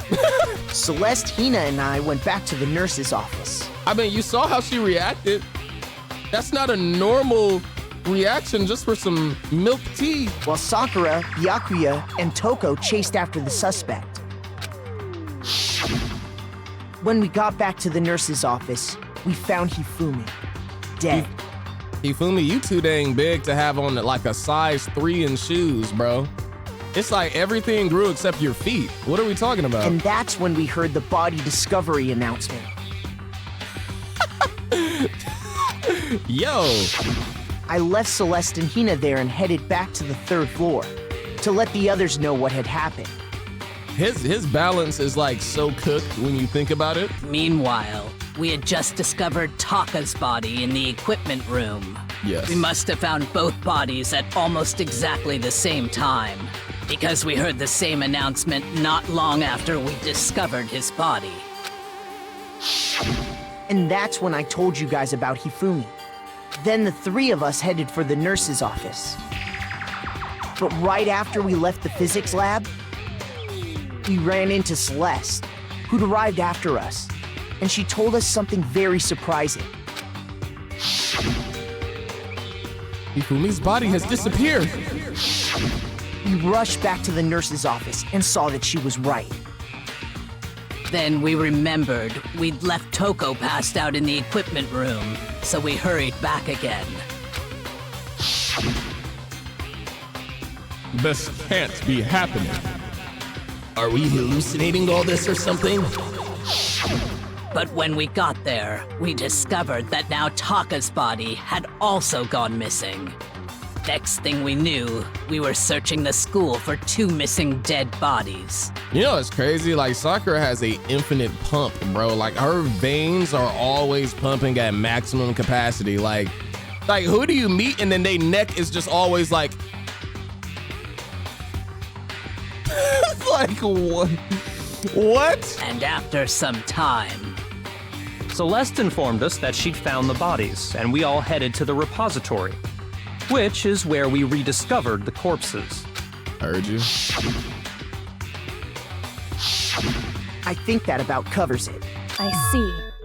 The whole thing sounds exceptionally complicated. Indeed. It certainly seems to me that these are not a simple series of connected events. Okay, well, if that's true, then what?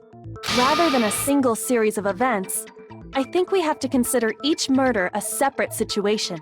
Fascinating. And from there, we can uncover the contradictions surrounding all of them. Now then, let's get started, beginning with what happened to Taka. The contradictions hidden in what happened to Taka. In order to uncover the truth of this case, I have to find them no matter what. I was hoping it wouldn't be this one. Okay, let's lock in. What are my bullets? Broken wristwatch. Okay, Taka, yep, that's gonna be the one. Okay. So, regarding Taka's death, I wonder if he died before Hifumi, or perhaps it was after? We already know what order they were killed in. Taka came last. What makes you say that? Because of the numbering of the Justice Hammers. It's true that Hifumi was killed with Justice Hammer 3, while Taka's death came from a swing of Justice Hammer 4. See? So it's obvious Taka came after. Okay.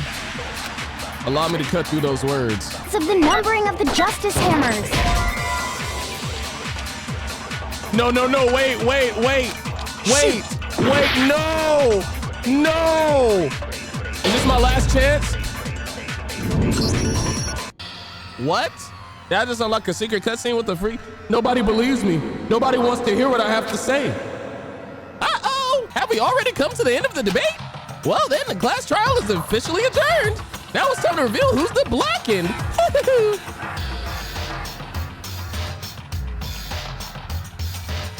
It would appear that the one with the most votes is Makoto. Why would you vote me? I had an alibi. Taka came last. What makes you say? Because of the numbering of the Justice. Thank you. No, that's wrong. Oh my gosh, bro. Hold on. There's no reason to assume that the hammers were used in the same order as their numbers. If anything, that's just another way the killer tried to disguise their actions. Bro, I'm just stuck on like the fact that If you lose, they choose Makoto. Like, that legitimately makes no sense in this case. So you're saying the culprit wanted us to think the hammers were used in order, but in reality, Taka was killed before Hifumi? Okay then, let's see the proof. Evidence that proves Taka was killed before Hifumi. The clock, it was the wristwatch, bro. What is this word? Yeah, wristwatch. Okay. Okay. Oh shoot. I have to like put the letters in order. Bro, I just lost another heart for like no reason. That was ridiculous. Okay. It's literally just because it's been a minute since I played this, y'all. Like that, this is why I'm kind of, you know, making like dumb mistakes. Wristwatch. Give me an H. Oh, there we go. Now I understand. Got you. To make it so bad, I think I could have got a heart back if I didn't fumble I got it. Taka's wristwatch. See? Look. It broke with the hands pointing just past 6 o'clock. It must have gotten broken when he was attacked by the killer. Because as of last night... It was still working. Hey, you! How long are you going to keep us waiting? Taka's irritated voice pierced the air as he stared pointedly at his wristwatch. It's almost 10 o'clock. You know that? Bedtime for all the little boys and girls. So if it wasn't broken after 6 last night, then he must have been attacked around 6 this morning. And that would be his official time of death. But if that's true, then he was killed well before Hifumi. And before Celeste was attacked this morning, which happened around 7. Interesting. That's right. Taka was killed before any of the other incidents took place. That simple fact slipped past all of us. And Celeste probably stumbled across that body, which is why she said the other one. We made the wrong assumption about the order of events, all because of those justice hammers. That's exactly why the culprit wrote the numbers on each hammer and had them increase in size. That way, when we saw how they were used in each incident, we'd easily make that wrong assumption. Now, if Taka was killed around 6, then everyone's alibis for his murder go out the window. Ooh. Because when he was killed, we hadn't met up in the dining hall yet. There we go. That may be true in the case of Taka's murder, but all of our alibis still hold true for Hifumi's death. Facts. That's right. With him, at least, we're all safe.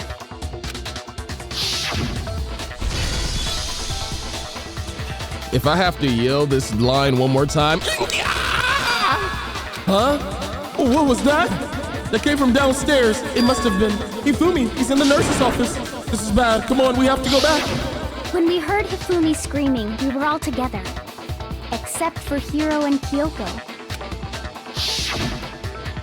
Then we all ran down to the nurse's office, and that's where we found his body.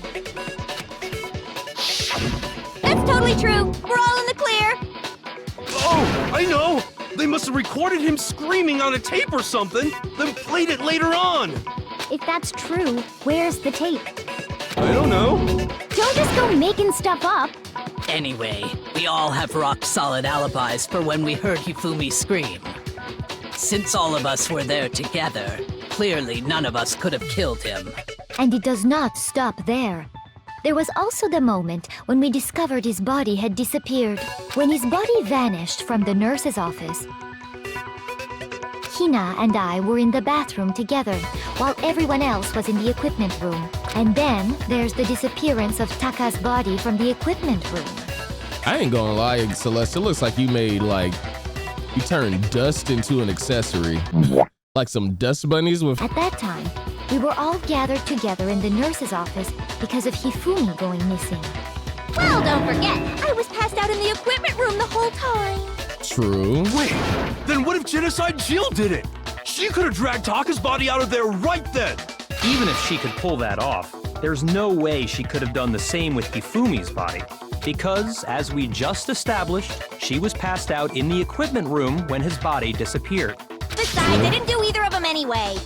In other words, it is impossible that any of us could have killed Hifumi or moved either of their bodies. On the other hand, Hiro and Kyoko had disappeared, so they most certainly could have done those things. Kyoko. So what now, Kyoko? For now, we can't get fixated on who did it, or we'll just keep going around in circles. So instead of who, I propose we start talking about how. In particular, I think we need to figure out how Hifumi's body got moved. That's true. We searched everywhere, but we couldn't figure out how to explain his body disappearing. And according to what Celeste said, We could not have been gone for more than a minute or two, though. So then, the killer was able to get in and move Hifumi's body in that short amount of time? It would seem so. his body apparently disappeared in the 1 minute her and Hina took their eyes off of it. But to carry that much weight from the first floor up to the third in that short amount of time? Oh man, yeah! There's no way! It'd be impossible! Well, what if I told you there was a way to make the impossible possible? Talk about it. What? How? If the dead body were to move itself. Because Hifumi wasn't dead yet! Huh? The dead body moved on its own? No! Not another... No! No, he just literally did not die yet. I don't think it has anything to do with the occult. I think what she's implying is, we thought Hifumi was dead, but perhaps in reality, he was still alive. And then he saw that nobody was there, and then he went up there and like passed out again or got hit again or something like that. He was alive? That's why he wiped his glasses off. Are you saying Hifumi wasn't carried out of the nurse's office, but simply walked out on his own? Yes, that's why he wiped his glasses off so he could see. But I mean, we found his body. He was dead. Perhaps he was simply playing dead. That it isn't possible. Bro, I feel like I have like the idea right with a lot of things, but I'm just fumbling the mini games. The idea that Hifumi was still alive, is it really possible? It's them glasses, dude. Okay, I'm gonna have to memorize someone's statement. It's the glasses. Are you saying that when we first found Hifumi in the nurse's office, there's a chance he was actually still alive? No, it is impossible. No. Hifumi was dead, without a doubt. No. And you know that how? Surely you heard the body discovery announcement along with the rest of us. Hifumi's dead body had been found. And that is why the announcement was made. Are we really so sure about that? No, I think it was Taka's body. Maybe the announcement was intended to signal someone else's discovery. Okay, so they're not mentioning the glasses. Oh my god. Surely you heard the body Hifumi's dead body had... No, that's wrong. Man, they turned up the difficulty on this class trial, bro. I promise you they did. Was the body discovery announcement that was made really intended for Hifumi? Sheesh. Of course it was. The announcement played right after we discovered his body. Maybe. But that was also the same time that Taka's body was found. That's right. It wasn't long after finding his body that we heard the announcement. So there's a good chance we made a mistake in there somewhere. I think we've confused whether the announcement was for Hifumi or Taka. True. First of all, if 2 bodies had been found, there really should have been 2 announcements. Maybe Monokuma simply got lazy and rolled them together into one.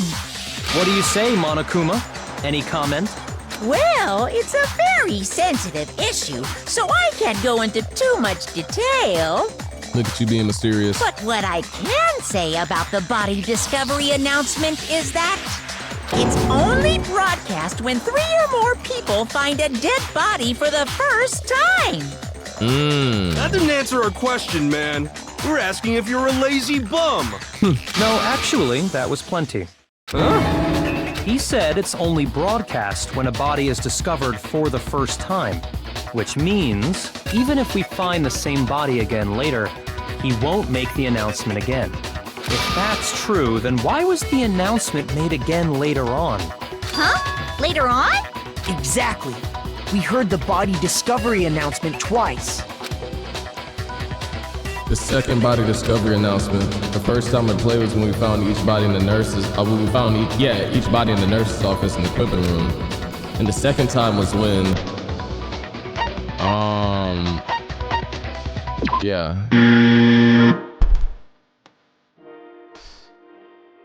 I think that's the one. Shoot! Oh my fucking gosh, bro. I got it! We heard it a second time in the repository when we rediscovered the two bodies. Yo, this class trial is actually making me so mad. Ding dong, ding dong. A body has been discovered! After a certain amount of time, which you may use however you like, the class trial will begin! It didn't seem weird at the time, but it contradicts what Monokuma just told us, doesn't it? Exactly. If we were actually rediscovering both bodies, the announcement shouldn't have played. Then in reality, when the two dead bodies were rediscovered, one of them was actually alive, being discovered for the first time. So when we found Hifumi the first time in the nurse's office, he wasn't actually dead yet. Meaning he wasn't actually found dead until we came upon him in the repository. And that's just part of it. But didn't he like say something in there? There's one other thing that leads me to believe he was still alive in the nurse's office. Oh, I know! Because he was super good at playing dead! Bada bing, bada boom! That is the worst logic I have ever heard. But honestly, I do not think there's anything that can prove he was still alive. Okay then, let's take another look at the events surrounding the discovery of his body. Then it should become clear whether he was really alive or not. This whole thing is pointless. There has to be proof that shows Hifumi was still alive. I have to find what it is and show it. The glasses. It was the glasses. Please, can that actually be a truth bullet this time? Yes, thank you. All right, I was just ahead of the game, bro. I gotta slow it down. Well, here's one thing we do know. The first time we found Hifumi's body was in the nurse's office. And then, while me and Celeste were in the bathroom, his body disappeared. And the next time we saw his body, it was in the repository. Yeah. But when you compare his body before being moved and his body after being moved, other than the change in how it was positioned, there was no notable difference. Got him. No, that's wrong. Okay. Nope, that's wrong. Come on. In fact, there was one clear difference between Hifumi in the nurse's office and the repository. His glasses. That fact alone proves that he was only playing dead in the beginning. Perhaps you'd like to fill the rest of us in? When we found Hifumi in the nurse's office, his glasses were covered with blood. But when we found him again later in the repository, they were spotless. Yep. And I found the item he used to wipe them clean in the nurse's office trash can. True. The evidence I found in the trash can in the nurse's office was that little handkerchief. Yep, there we go. I got it! It was a glasses cleaning cloth featuring a certain cartoon mascot. Was it the Pudgy Princess? One look at the bloodstain on the cloth should make things clear. This piece of cloth was used to wipe Hifumi's glasses clean. And the mascot on the cloth is the same one that's on the digital camera, right? Yep. And whose digital camera was it? Hifumi's, of course. Got you. The character was Princess Piggles from Demon Angel Pretty Pudgy Princess, I think. I highly doubt anyone but Hifumi would have brought something like this to school. I see your point. And the only people here who wear glasses are... I wouldn't be caught dead using a tacky piece of garbage like that. Low-key, I feel him. A few tissues is all I need to keep my glasses clean. Then there's no question. It belonged to Hifumi. So what you're saying is... What exactly? What I'm saying is, the blood on his glasses was wiped away using his own glasses cleaning cloth. Okay. Even if that is true, it does not mean he wiped the blood off himself. But who would benefit from a clean pair of glasses other than the glasses owner? Exactly. That's a good point. Then it must have been him, right? So let's assume that Hifumi was still alive in the nurse's office. He pretends to be dead. Then when he's alone, he wipes his glasses clean so he can see. Then he stands up and walks out on his own 2 feet. And with that, the impossible task of moving his copious corpse becomes possible, wouldn't you say? Yes. But then, if he was just pretending to be dead, He must have thought it was his best form of survival. what was with all that blood? Was it paint or something? Nah. The fridge in the nurse's office contains packs of blood for emergencies. He probably used one of those. Oh. He figured if he was gonna play dead, he should go all out, so he just dumped it everywhere. But he got crazy with it and had to wipe his glasses off when he was done. God, what an idiot! And if Hifumi was still alive at that point, the disappearance of Taka's body is easily explained. It should be perfectly obvious who must have moved Taka's corpse. The one who moved Taka's corpse was Hifumi? Really? I got For it! what purpose, though? It could only have been Hifumi. Like, why would he do that? While we were all gathered in the nurse's office, he went to the equipment room and took Taka's body. That also explains how the door to the repository got locked. The door was locked? Well, after the bodies disappeared, we all went looking for them, right? Because he locked it after he went in there. So me and From Sakura inside. headed for the repository. But when we got there, the door was locked. And the repository door can only be locked from the inside, which means when Hina and Sakura got to the repository, someone was already inside. And Yeah. it could only have been Hifumi, who just finished stashing Taka's body there. He convinced us all he was dead, and when he saw his chance, he dragged Taka's body to the repository. But it's like, why would he do that, though? Are you trying to tell me Hifumi was behind this? That's the only reason I can consider him moving so sketch. So, Hifumi wasn't just another victim in this case. He was one of the assailants. She answered my question. But Okay. that means he took part in the murders. I just can't believe it. If you're having trouble, would you like me to show you one more piece of evidence? There's more? Oh, absolutely. The single biggest fact pointing to his involvement has yet to be revealed.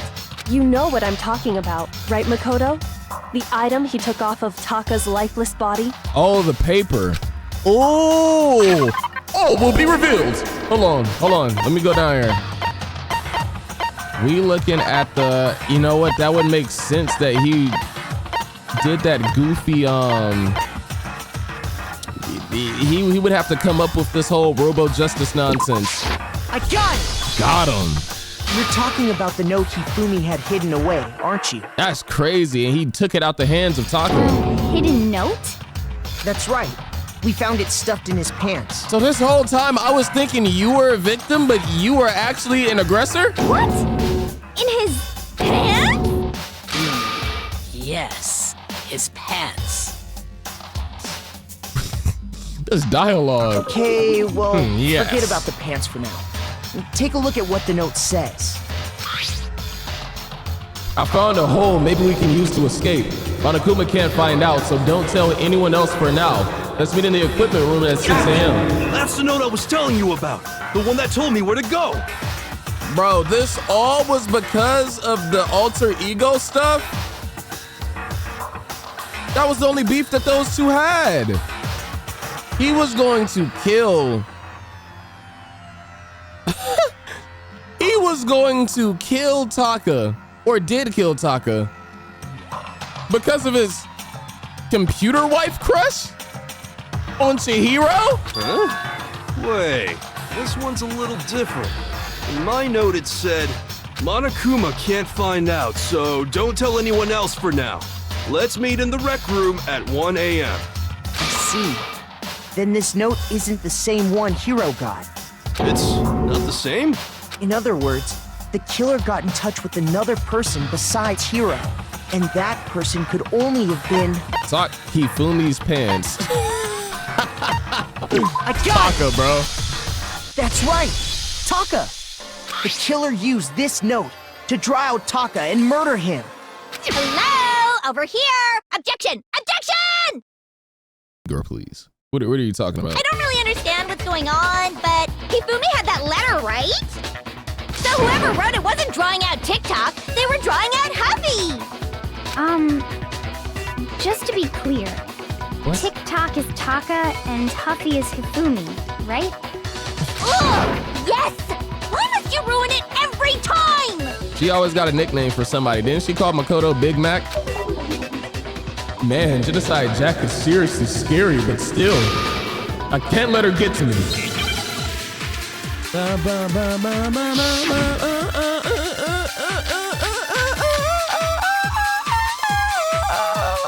Huffy had the note, right? Then the person it was intended for must have been Huffy! No. But remember what the note said. What time did it say to meet? 6 a.m., I believe. The time doesn't matter! The note has nothing to do with TikTok! With TikTok. No, that's With wrong. TikTok like a clock. And bro, they was low-key trying to give me a hint with that word. This is wild. No, there absolutely is a connection. Okay. What the hell are you talking about? The note said to meet at 6 a.m., which is the same time Taka was murdered. You've already proven that using his wristwatch. But there's more. Look where the note says to meet. The equipment room, right? Which is where Taka was killed. I see. So, Taka was murdered at both the time and place written in the note. I think that should be plenty to show that this note was definitely meant for Taka. Got you. Well, when you put it like that... Mm-hmm. Shut that up and tuck that tongue away. No further objections! What a giggle, bro. Then someone used that note to trick Taka. Just the same as me. The culprit really is a cold-blooded monster. Telling people they found a way out. I mean, it's looking like it was Hifumi, or at least an attempted murder on his part. But if they gave the note to Taka, what was Hifumi doing with it? Stuffed down his pants, no less! Most likely, Hifumi stole it off Taka's corpse after he died. I was trying to give him the benefit of the doubt, but I'm starting to wonder what compartment of his pants was that note exactly in. Let's just move on. That's pretty nasty, though. I don't think it was a pocket. Where's your proof? Go ahead, show us. Look, bro. Look. Proof that Fumi stole the note from Taka. Okay. Where is that ripped? Yep, scrap of paper. I got it! When I it! searched Taka's body, I saw that his lifeless hand was gripping a small scrap of paper. If I'm right about this, the sheet of paper this piece came from is...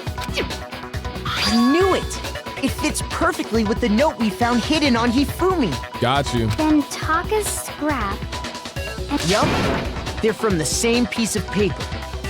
Okay. Hifumi had the note meant for Taka, while Taka's corpse still grasped a small piece of that note. There's only one way to explain it. Taka died clutching the note. Hifumi tried to free the note from his death grip, leaving behind only one small scrap. Mm-hmm. Did I get all that right? That means Hifumi knew the note was important. Taka did all that transforming just to still lose the paper. So let's go, Ari. No training experience, no combat experience, no stamina, just an egg. Exactly. Which proves that he was an accomplice in the murder. Bro's power level is like 2. Whoa. Yeah. After seeing all this, Hifumi was super involved in this whole thing for sure. In fact, he was behind the whole thing. In fact, he's still alive! Let's slow down. Sorry, no. When we found him in the repository, Hifumi was truly and completely dead. The second body discovery announcement proves that. So then, who killed Hifumi? This dude, Hifumi, really crashed out over a computer girl. like, what are we talking about, dude? Like, lock in. It was a computer. Whoever did is the mastermind, the true killer. He was killed in the repository.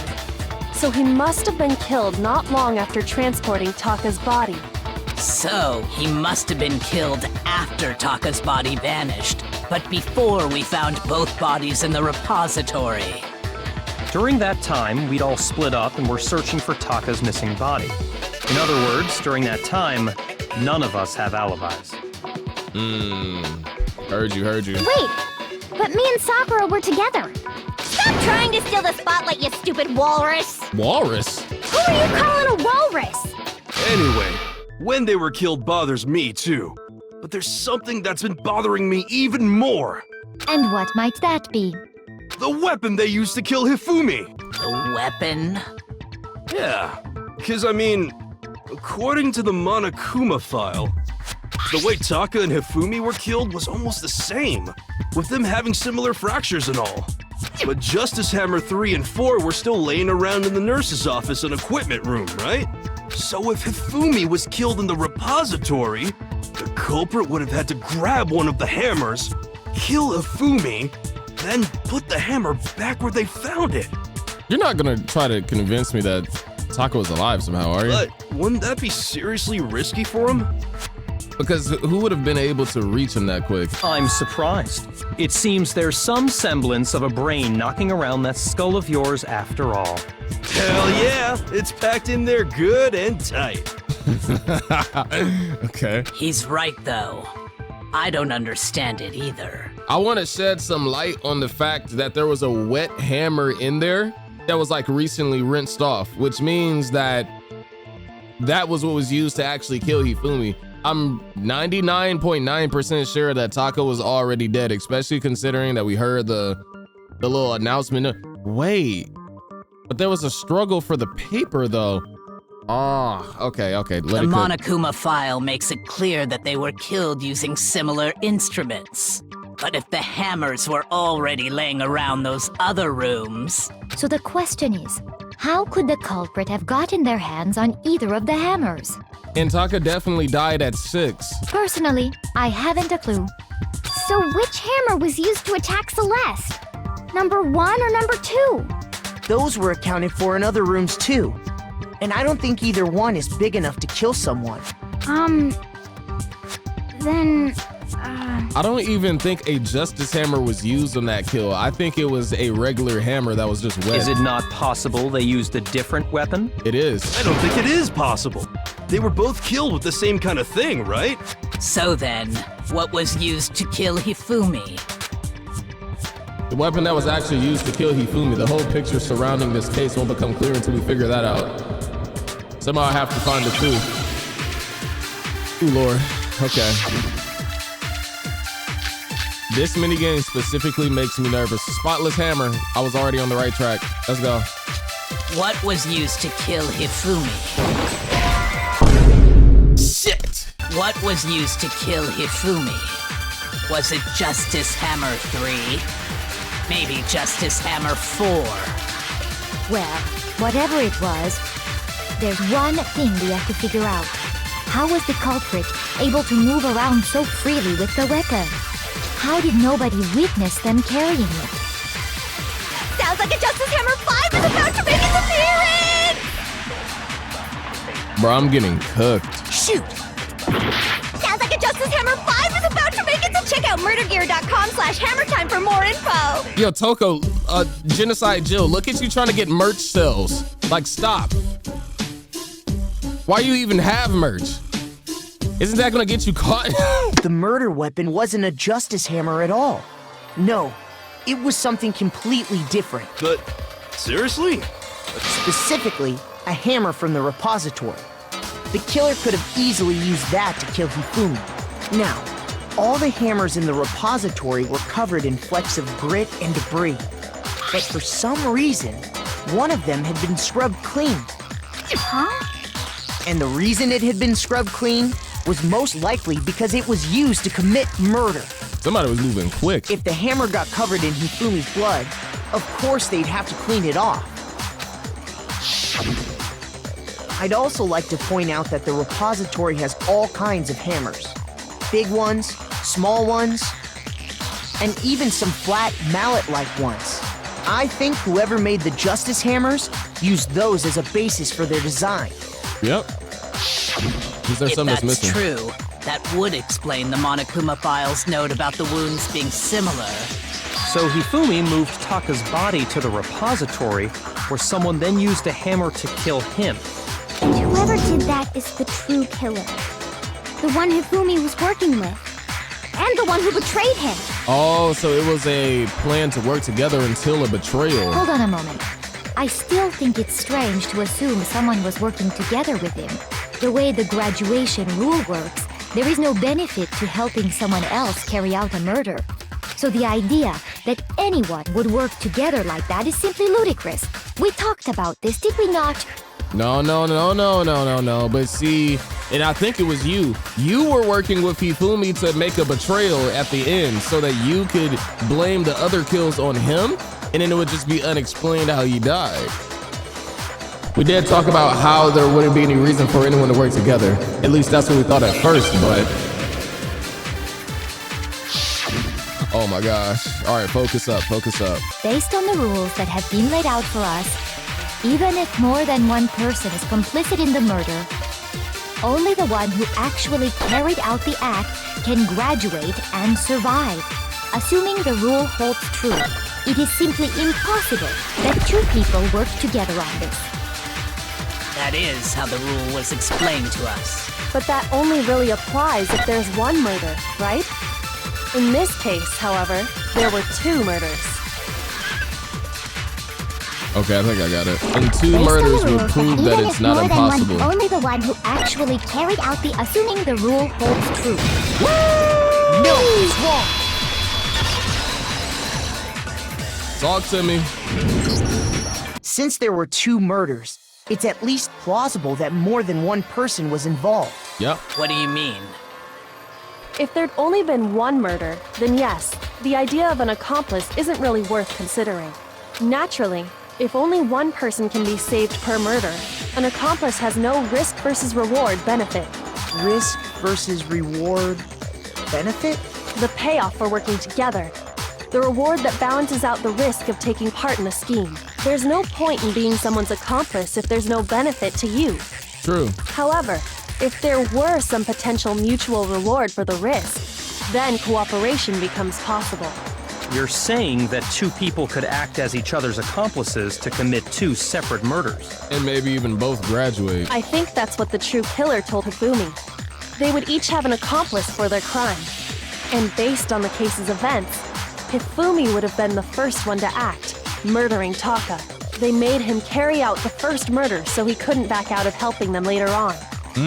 So in this case, there wasn't one single person committing multiple murders. Instead, each person killed someone, creating two separate incidents. So Kyoko was actually right when she said, let's look at it from a different perspective before. And it only looked like one person because that's how the true killer designed it to look. Yeah, instead of worrying about who, but instead how. A single suspicious individual, a similar weapon used in each crime, disappearing bodies. By creating one seamless set of circumstances, they made it look like one person was behind it all. The mastermind picked their target and managed to convince him to go along with their plan.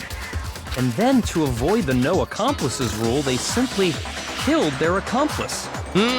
Which, if true, means that betraying Hifumi was part of the plan from the very beginning. That sounds like a certain somebody named Sayaka. That's just awful. It's a little bit How different. could anyone be so cruel? But that planned betrayal from the start is kind of nasty. You think so? I can't help but admire its cunning. Still, their choice of accomplice seems odd. The effort made to convince us the two murderers were the same. That was the main characteristic this time. And who's the main one trying to convince us of that right now? We found our killer, bro, we know. Kyoko must have noticed that fact from the very beginning, which is why she said not to look at this as a series of connected events, but entirely separate incidents.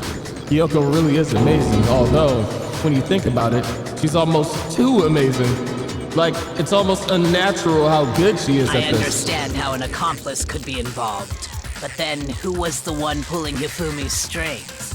That's problem numero uno right now. The true killer manipulated Hifumi to carry out a number of actions and in the end murdered him. In the debates up until now, the way the case is unfolded, when you consider all that, there's really only one person who seems to fit. Skirt, skirt. You're cooked. Say goodbye. Here's my answer. Man, I'm telling Celeste. you, I noticed when I was editing that she mentioned that there being another body before anybody pointed that out. And that blew directly over my head while I was recording. So I'm the suspicious individual now, am I? So you even staged getting attacked? You probably hit yourself with the hammer. I really do hate this kind of joke. A joke? I wonder. So what you are saying then is that I specifically chose to work together with Hifumi. The idea that I would choose to spend any amount of time interacting with him. Hey, that's your milkman. That I would go within 10 feet of that shit for brains, that lazy, worthless, goddamn idiot! Pardonnez-moi. It ain't no pardon-moi. It ain't no pardon-moi. We heard that. Just to be clear, there is evidence to support it. Is that so? Oh, that stare. It is. Throughout the investigation, there was certain behavior that was common only to the two of you. We didn't catch you. We didn't catch you. Considering what we've learned so far, it only further proves that the two of you were working together. What is it? Wait, yeah. What it is that only Hifumi and Celeste had in common? Encountering the suspicious individual, the paper hidden in Hifumi's pants. I hope they don't have that in common. I got it! The encounter. The behavior they had in common has to do with the suspicious individual in the suit, doesn't it? The only ones who ever actually saw Robo-Justice firsthand were Celeste and Hifumi. Let's talk about it. Shush. The adults are talking now. What the fuck? Okay, Byakuya, you acting brand new right now, bro. You acting like I wasn't the one answering questions and solving this while you were over there sitting like a quiet little boy asking me for the answers, Byakuya. It's like, and isn't it crazy how people switch up when they get what they want? Whole time he's like, oh yes, Makoto. What is the next answer to the case? Like, what? Sorry. Don't apologize to him. As he said, only Celeste and Hifumi ever laid eyes on the costumed individual. If we accept that Hifumi was one of the culprits, we can't help but suspect what Celeste has said as well. This dude is a cornball. Are you saying everything they told us was a lie? After taking Hifumi to the nurse's office, we all began our search for this individual, correct? And not too long after that, do you remember what Celeste said? I solved the whole case basically just to get flexed on. I saw a shadow, something moving around at the top of the stairs. We headed to the second floor specifically because of what she claimed to have seen. Next, to draw us all to the physics lab up on the third floor, She let out a blood-curdling scream. And when we'd all come to see what was wrong, what was it she said? He kinda cooking though. He's cooking, I can't lie. Celeste, what's wrong? That was a rather intense scream for someone like you. I saw him, the strange costumed man. He ran off as soon as I screamed. I was blocking the stairs, so he headed further down into the hallway and disappeared. Once she'd done her job of getting us all up to the physics lab, It was time for her partner to get to work. Oh. Oh, here we go with this voice line again. Huh? What was that? That came from downstairs. It must have been Hifumi. He's in the nurse's office. This is bad. Come on, we have to go back. It was to get us to divide into 2 groups, so that we would discover both bodies at the same time? In fact, Celeste was precisely the one who proposed that we split up. Then why don't we split into 2 groups? I'll lead the hunting party. That seems much more interesting. Very well. Then Makoto and Hina, you come with me to the nurse's office. I will leave the capture of the suspicious individual to Toko, Byakuya, and Sakura. Well, if Celeste and Hifumi were working together, all those chance events suddenly become connected. True. And on top of that piercing cry of yours early on.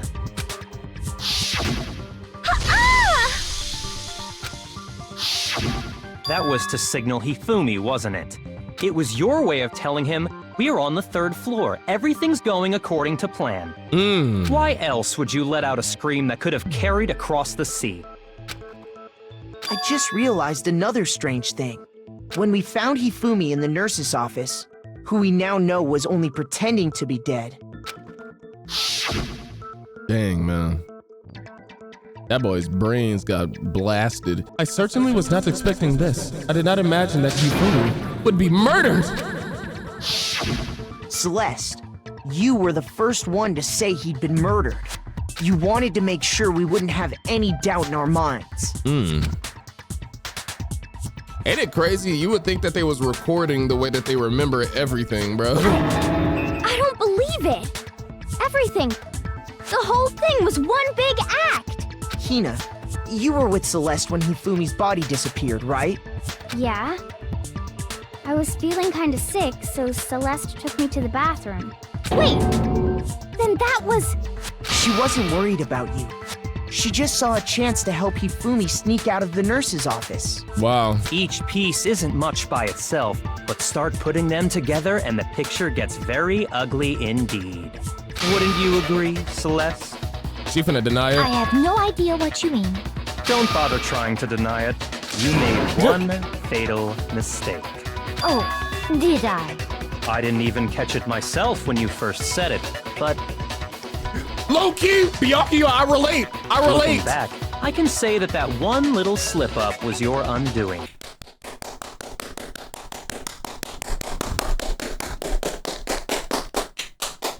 I already know what he's about to say. What are you talking about? Oh, we caught you.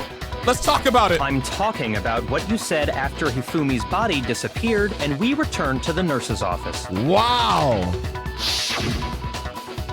Crazy. They must really be enjoying this. Enjoying the sights of us standing around frightened and confused. We're all going to die here. We're going to die just like those guys died. I remember her saying that too. Whoa! I don't understand what's so strange about it. Sakura, all that flexing of your muscles, I need you to flex your brain. Then pay attention. Sakura, Toko, and I were first to discover Taka's body in the equipment room. She shouldn't have known about it. Then Makoto showed up and told us Hifumi had been killed. So Sakura and I left with Makoto. Once we were in the hall, we ran into Celeste, and the 4 of us headed to the nurse's office. Now, the entire time we were together, none of us said anything about Taka being dead. Think about it. Celeste's comment doesn't make sense. It was completely out of place. Yeah, I see what you're talking about. Although I don't really get what it means. You hear that, Celeste? Everyone's having some trouble understanding. Could you repeat what you said? No, I think he's having trouble understanding in general. If you're really not the culprit, you shouldn't have any problem repeating it, right? She's the type to say something else. Byakuya said that Celeste's comment doesn't make sense, but what is he alluding to? She said those guys. Hold on. All I said was, they must really be enjoying this. Enjoying the sight of us standing around, frightened and confused. They must be positively elated. We are all going to die here. We are going to die, just like those guys died. And that is all I said. And that's all it takes to finish this. It's obvious, isn't it? Oh, What it was is. so strange about Celeste's comment? All going to die here. We are going to die, just like.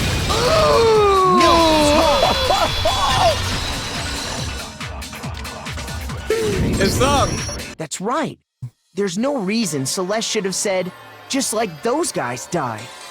When she said that, none of us had told her Taka was dead. Now, if she wanted to flip the narrative, she could have been like, oh, I was talking about our other classmates. Exactly. And we didn't run into her until after we were all out in the hall. So there was never any chance for her to have seen his body in the equipment room for herself. So how did you know, Celeste? How did you know more than one person had been killed? And how did you know they were both guys? Because Kyoko had also disappeared, right? So she could have been dead too. What you giggling about? You all have such vivid imaginations. You know that? Imaginations? You claim that I was lying when I told you about the suspicious person I saw. Then what about the picture I took? How do you explain this picture of the costumed villain dragging Hifumi away? See, that's a wild card. I do not know. It has to be some kind of setup, right? I mean, did they tell you to do that? Did they want you to act out something? So let's put the suit on, and then she used the camera's timer to set up the picture. Only you could fit it. I think it got played somehow, dude. Have you so quickly forgotten? You are the only one who could have possibly fit into that suit. Plus, I happen to know that this particular camera does not have a timer. In other words, it is an unassailable fact that this is a picture of Hifumi being dragged away. If everything I told you was a lie, how can this picture exist? Simple. Are we sure that's really a picture of the suspect dragging Hifumi away? What could you possibly mean by that? Surely there are other explanations than the one you've offered up. No, there is no other explanation. Other explanations?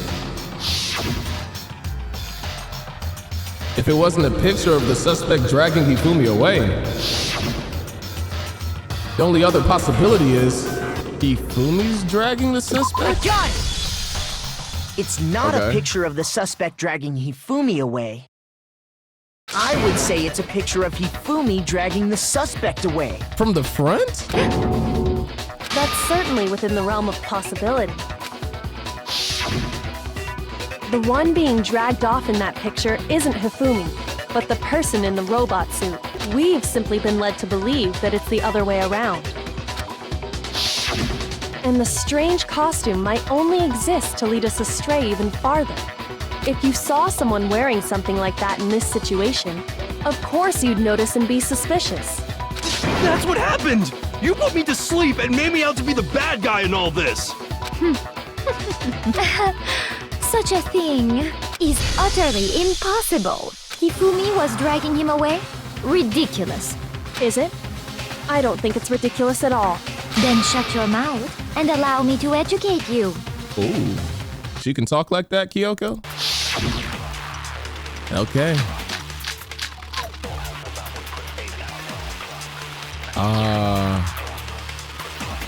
All right, let me just listen. You dressed me up in that suit after I passed out. Then you just draped me across Hifumi and had him carry my weight.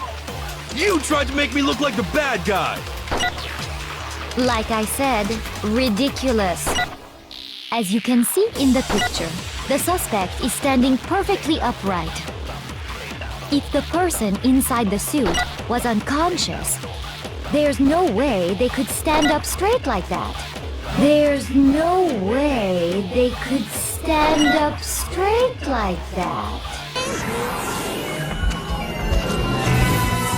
That's why he's the GOAT! The suspect is standing perfectly upright. can't bend. It can't If bend. the It can't person bend. inside the suit was Wait. unconscious, there's no way they could stand up straight like that. Wait. It can't bend. It can't bend. No, it's wrong. Bro, I almost forgot about that for a second. It can't bend down.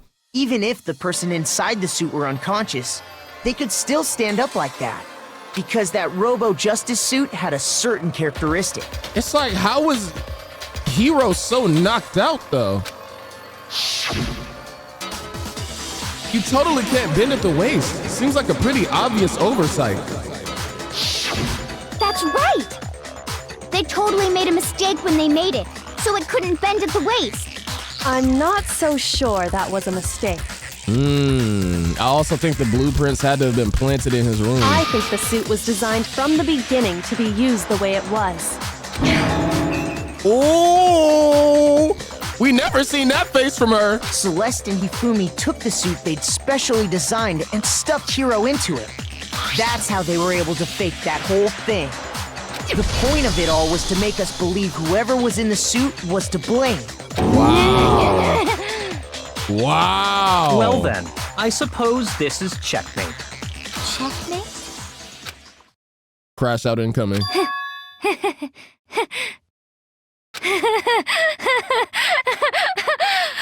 Don't make me laugh, you idiot! What do you mean, checkmate? Wendigo face ass. Celeste? Bro, she got... Clearly, you want to cram me into your little guilty box. Well, there's one little problem. Have you already forgotten what Hifumi told us as he lay dying? He was an accomplice. Of course he would say that. Hey, Hifumi. Who was it? Who attacked you? Who tried to kill you? Who killed me? Who killed me? That's right. I remember their name. Yasuhiro. When we asked him who had attacked him, his answer was quite clear, was it not? I mean, I'm gonna be real. The legitimacy of that goes completely out the window when we found out that he was in cahoots with you, bruh. He said, and I quote, Yasuhiro. In other words, Yasuhiro Hagakure! Right, but my name isn't really Yasuhiro. It's actually Taro. This isn't the time to be lying. Your confusing statements don't make any sense. You're only making things more complicated. He did say Yasuhiro, but are we sure he was really pointing the finger at Hiro? What the hell are you talking about? I'll burn you alive!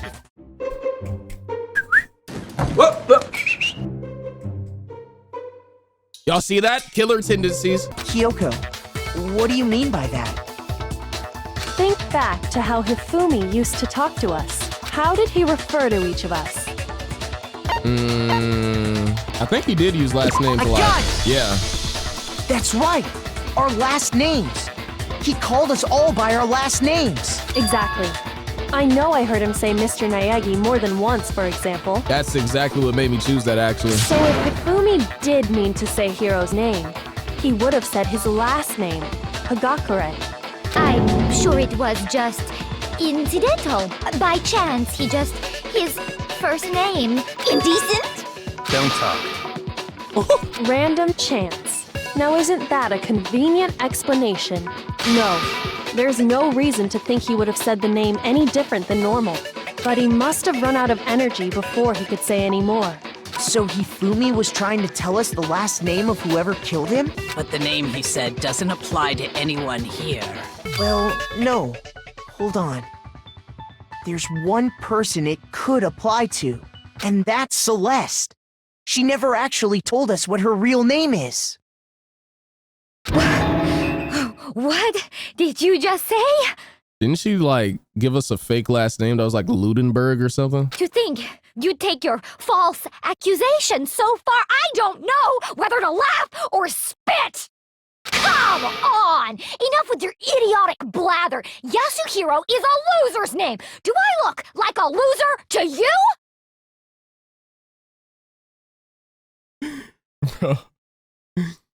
Bro, this is your voice actor? You cooked. you completely, like, you did your thing. A phenomenal job. Well, do I? What? I think I've earned the right to be a little on edge. This isn't a good look on you. Okay, then fill us in. What's your real name? Fine. Make sure your ear holes are wide open and listen up! My real name is Celestia Ludenberg. Could you please stop making me repeat myself over and over again? I'm still listening for the truth. Celeste still won't give up, so then I have to do something to make her accept it.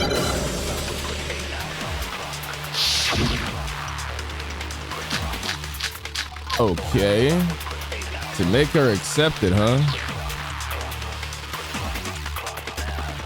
Hifumi was trying to tell us something. He wanted us to know the killer's last name, Yasuhiro.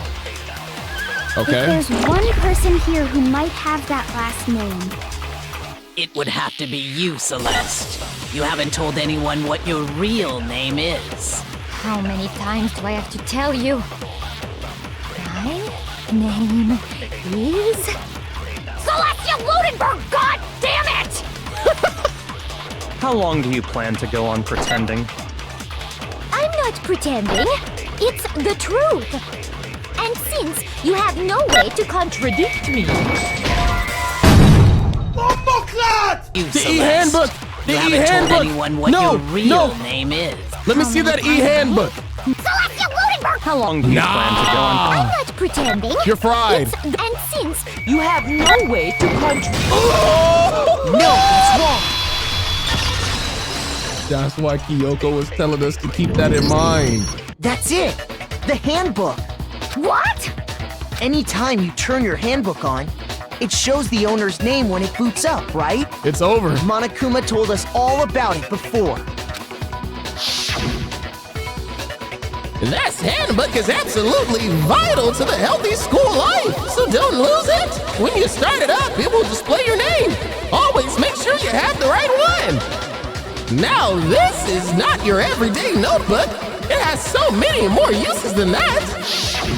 So all we have to do is check her handbook, and that'll clear up everything.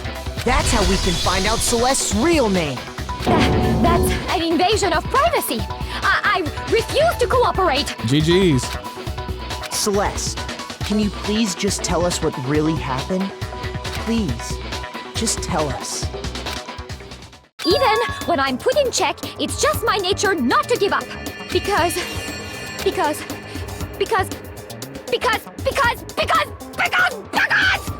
She's breaking. Until the game's over, you never know what might happen.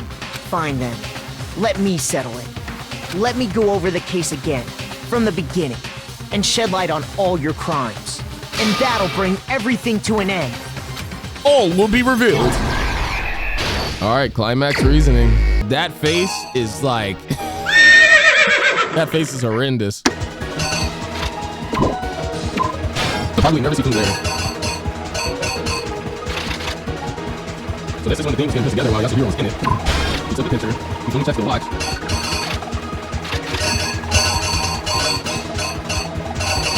This one, that's the time before it was used. Yep. So at this point, you tell Taka to meet up with you at... Did you tell me to meet up with you at 6, though? Actually, nah. Yeah, you told me to meet up with you at 6. Then you have to meet up with you at 1. Okay, so this is the fake blood. You leave Justice Hammer 3 there. Fumi is rushing to get the tarp. He puts the tarp on the little rolling thing.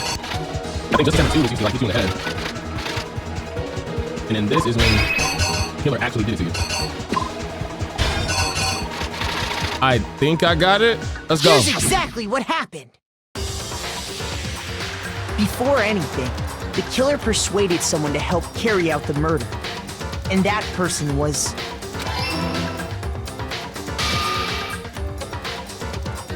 Hifumi. With an accomplice, the killer was able to execute a number of otherwise impossible schemes. That's the dirtiest facial expression ever. Okay, got it. First, they convinced someone to meet them in the rec room last night at 1 in the morning. It was Hiro. that someone they met with was Hiro. The murderous duo intended to pass Hiro off as the prime suspect. So when they met up with him, I also wondered, did they chose to, they probably got something for the nurse's office to like put over his nose so he could pass out. they drugged him, knocked him out, and stuffed him into the Robo-Justice suit.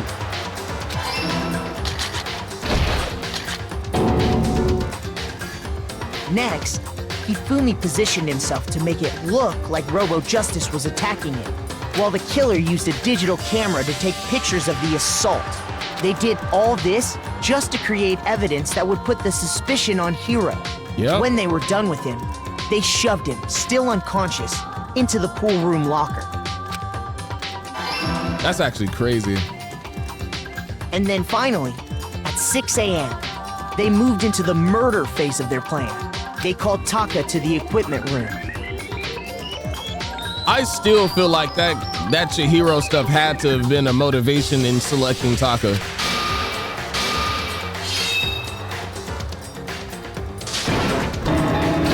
Damn.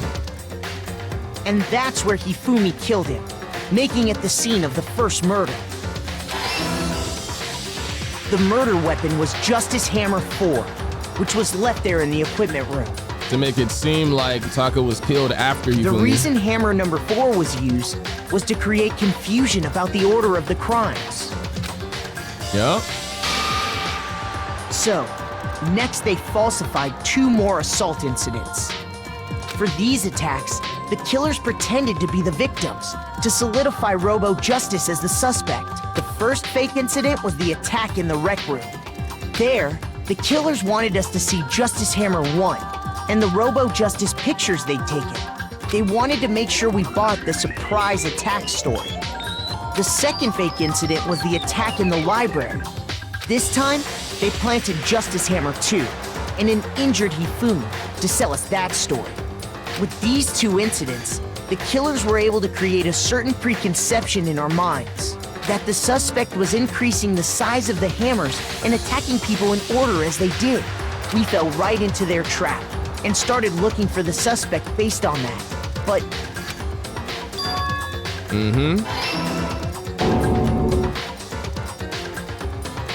So he actually hit himself with it? While we did that, we left Hifumi alone in the nurse's office. This was exactly what Hifumi was hoping for. He took a blood packet from the refrigerator and Justice Hammer 3 and turned the room into a crime scene in which he himself had apparently been brutally murdered. Just spinning around, splashing blood everywhere. He let out a scream to draw us back, and when we returned, that's what we found. Meanwhile, the other group that had been out searching found Taka's body at the same time. So when we heard the body discovery announcement, we naturally assumed it was for Hifumi. We left the nurse's office, and Hifumi once again took advantage of the situation. He simply got up and made his escape. When we learned his body had disappeared, we all rushed back to the nurse's office. And once again, Hifumi had the chance he was waiting for. This time, he snuck into the equipment room.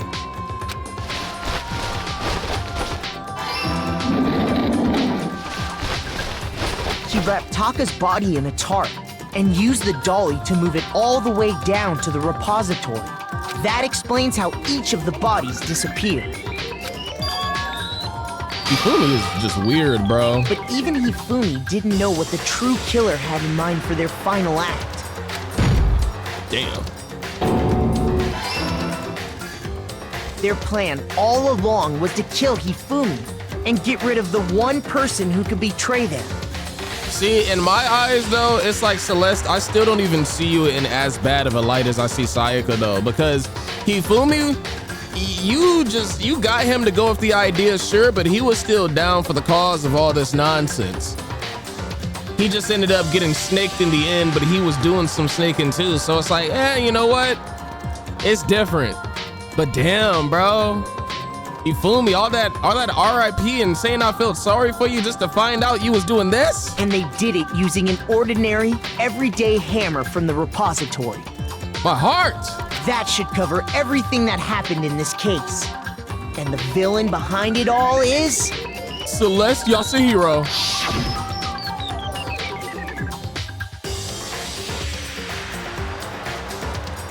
What y'all doing, kissing? What the, what? Oh, okay, it was just cinematic. I was like, when did this turn romantic? We got flowers and stuff. Celeste, sorry, you lose. Yo, they said. Like, relax. Hey, W tried. Lost? I lost? You took the wrong gamble. When was the last time I was forced to utter such words? Like 5 seconds ago? They hang heavy around my neck. I think it's just that choker. Then you admit it? You're the killer? Listen to you, trying to take charge, as if you're my private instructor. I, Celestia Ludenberg. Actually, no, Taeko Yasuhiro is fine. Taeko? Taeko? So, you finally accepted it. I'm the kind of person, once I've lost, I don't like things to drag on. Interesting. Well, GG's, I guess. Now let's hear what the motivation is. Okay. I actually did good. I thought they was gonna give me like an F. Okay, because I lost. Okay. I'll take that. Okay, Monokuma. I'm ready to begin. Bro, even the way that she talked this whole time was a lie. Like, listen to how she sounds. Or, no. I suppose this is the end, isn't it? It is indeed the moment we've all been waiting for. Time to vote, okay? Okay. If you would, please locate your lever and cast your vote. And when the votes are tallied, who will become the blackened? Will you make the right choice or the dreadfully wrong one? What's it gonna be? What's it gonna be? I promise you, they have like a TV in the back that just puts in front of Monokuma all of his points that he must say every time. It's like them news, them news anchors, bro. I promise you, he goes through the same prompt over and over again. Dang, Celeste. I don't know why I didn't expect you to try to catch a body. You literally just scream and have the demeanor of like, I will kill you, but at the same time, I still wasn't expecting it. It's basically a formality at this point, but once again, you're totally correct. The blackened this time, the true killer who devised the whole stinking scheme was... Celestia Ludenberg, or more precisely, Taeko Yasuhiro. Honestly. I lost. Well, that sucks. I guess trying to work with someone else was a mistake after all.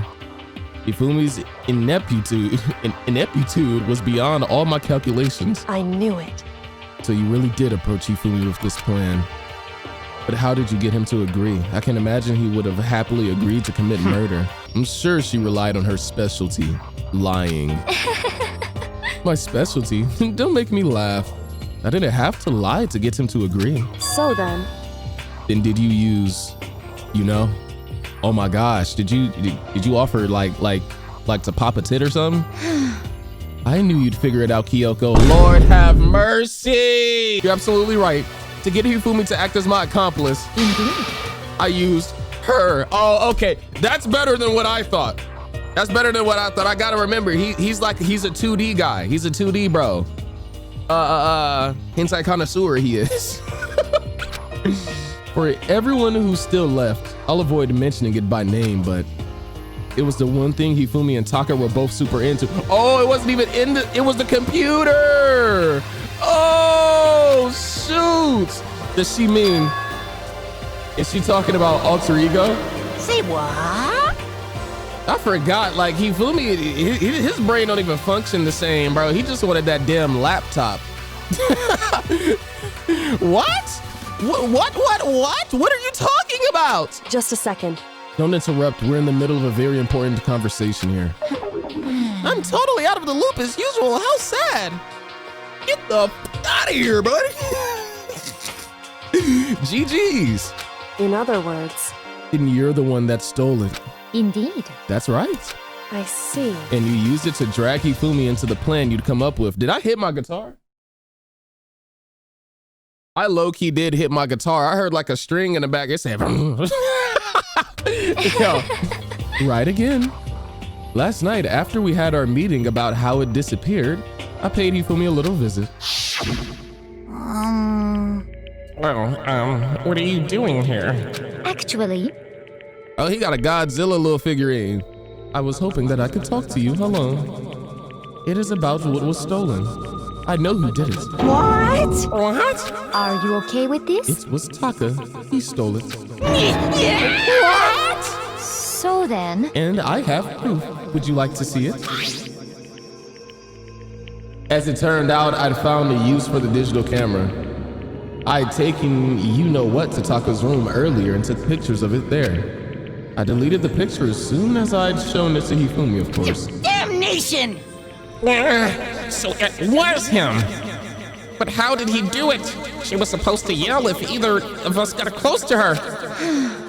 You are correct, which is why Taka forced me to steal it. Say what? What? As for me... Please forgive me. He threatened me. Oh, He did? As for me... He came to my room last night and unannounced, and then it's hard for me to even say. He abused me.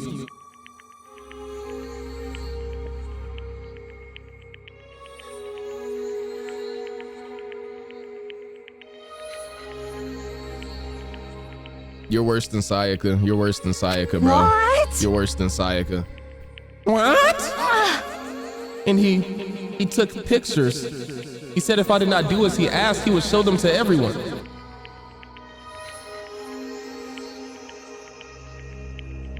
Yeah, fuck Celeste. Hey, Celeste. After you get punished, burn, bro. Burn. So, I had no choice. Damnation! But that's a crime, an absolute crime. Why is that the route she took, though? I knew he'd gone a little crazy, but... Say what? I never imagined he would go that far. Bruh, so in the end, like, Hifumi really wasn't even a villain because he thought he was just getting get back. You know what I'm saying? He thought that he was helping a victim of a very serious crime, mind you. Oh my gosh, bro. Yeah, Celeste, you're nasty. I lost all respect entirely. It was, oh my gosh, I'm not even supposed to have this effect on. I'm just like flabbergasted at the concept of you doing this, bro. It was amazing how completely he'd bought it. I can't express how enjoyable that was. I'm about to say something I've never said before in my life. I'm going to kill him. I'm going to fucking kill him. And if he did do that, you should have killed him. In all honesty, he deserved it, but she lied. Most unfortunate. Wait, please, if you go now, you will be playing right into his hands. Dude, this is sad, bro. Huh? Actually, Taka is planning to use her to escape. And he has made you his target. What? Escape? You don't mean... Taka is going to try to kill you. What? Bruh, this is so tragic. indeed. And also he can keep her to himself. That bastard! Bastard! Honestly. Can we allow him to continue with these barbaric acts? Absolutely not! How could I? She... I swear, I will save her! I have to save her! Actually... And would you like to join with me? Look how she just switched, dude. It just so happens that I have come up with a plan. Huh? I have devised a way to reclaim what he has stolen and escape this dreadful school. And with that, it is complete. Huh? What are you talking about? Oh, nothing. That is awful, bro.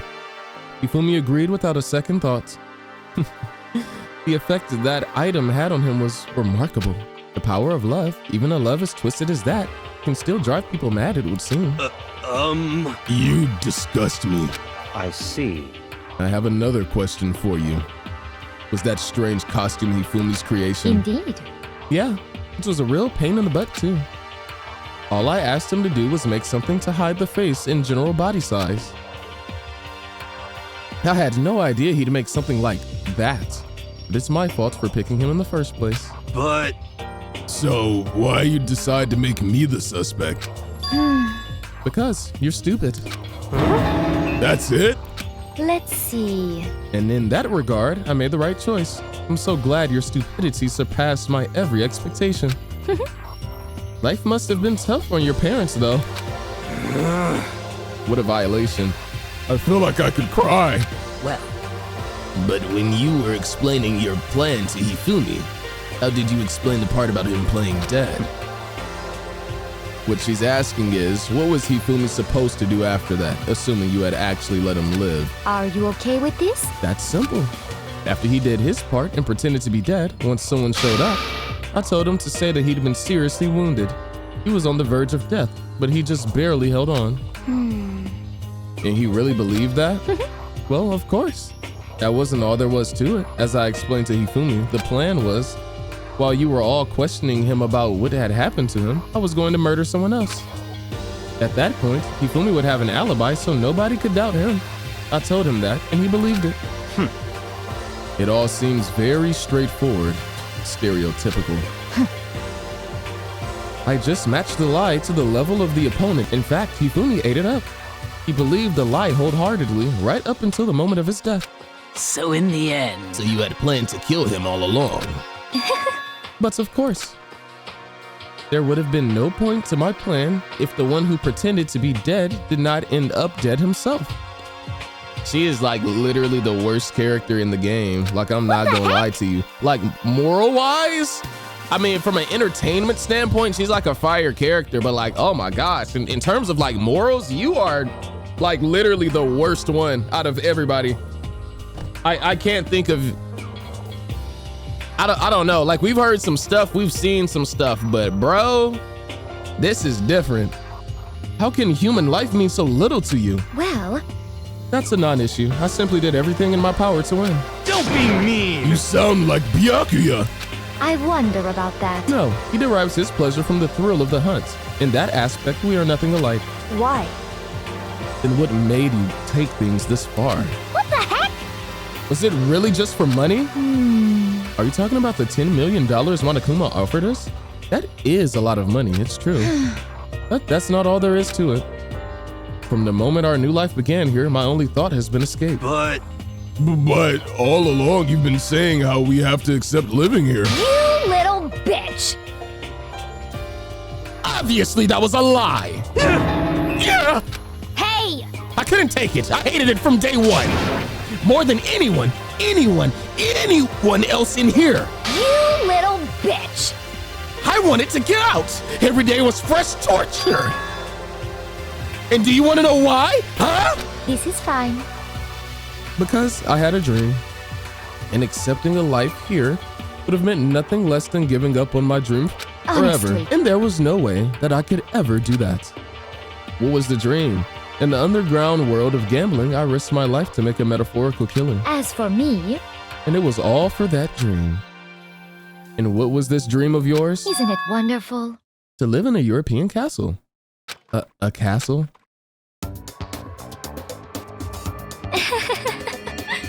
Nigga, what the f are you living with vampires? What the hell is going on? Why do all their eyes look like that? And to gather handsome men from all around the world to serve as my butlers/bodyguards.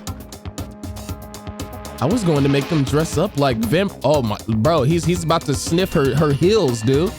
I was going to make them dress up like vampires to satisfy my every need. Is this some type of kink? Like, Once I obtained that, I would have created a perfectly aesthetic world of decadence. This is fine. She low-key looked like a vampire herself. I'm gonna keep it a bean. Living the rest of my life there was my only dream, my only goal. That's what life was all about. You watched too much Twilight growing up. I can tell that's what your problem is. You was like, what was that dude's name? She was like, ugh, werewolves in print. That's icky. I want a cold-hearted vampire.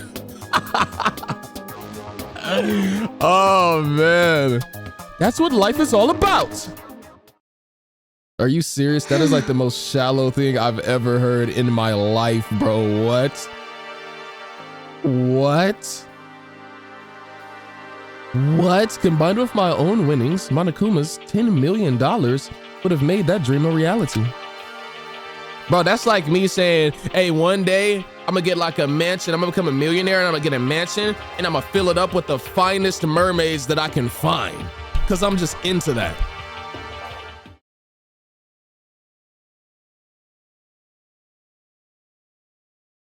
That low-key wouldn't be that bad. Now let me stop, I'm trolling. This ain't a good look after Nalani, huh? Anyway, I got right to the edge, but There is nothing to be done. unfortunately, my dream has been scattered to the wind. Still, I don't have any regrets. I pursued my dream to the very end. So why would I? Just the worst. You sound so passionate, but you were really able to kill your own friends for it? Oh. Are you asking me to feel guilty? That's a pointless endeavor. I think nothing of sacrificing others for my own needs. I feel nothing. Yeah, like literally, it shows. It really does. Do you understand? That's all there is to me. That's what makes me complete. Okay, let's go ahead and get this punishment rolling. Let's pack it up. I'm over it. Isn't it terrifying how different our values are? There's simply no room for understanding. What is this? That's what we should be saying. And plus, how can you be so calm? Don't you realize you're about to die? Why aren't you scared? My ability to lie is unrivaled, and I take pride in that. It's not just other people. I can even fool my own emotions. The conscious deceives the unconscious. And that's why you're not scared. Yes, indeed. That's right. I don't fear death. Kill me however you like. But you know, if I could be reincarnated, if I had a choice, then Isn't it wonderful? I think I would like to come back as Mary Antoinette.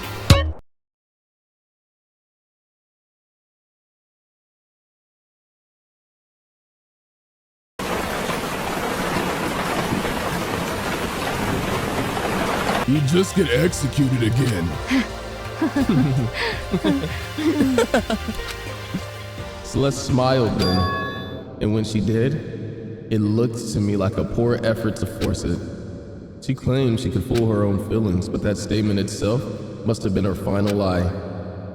And that weak, fake smile is what betrayed her. Thrills, chills, kills! You all done? Okay, then let's get rolling. The blackened disturb the peace and must pay the price. Now then, I prepared a very special punishment. This punishment's for her, the ultimate gambler. Let's give it everything we've got.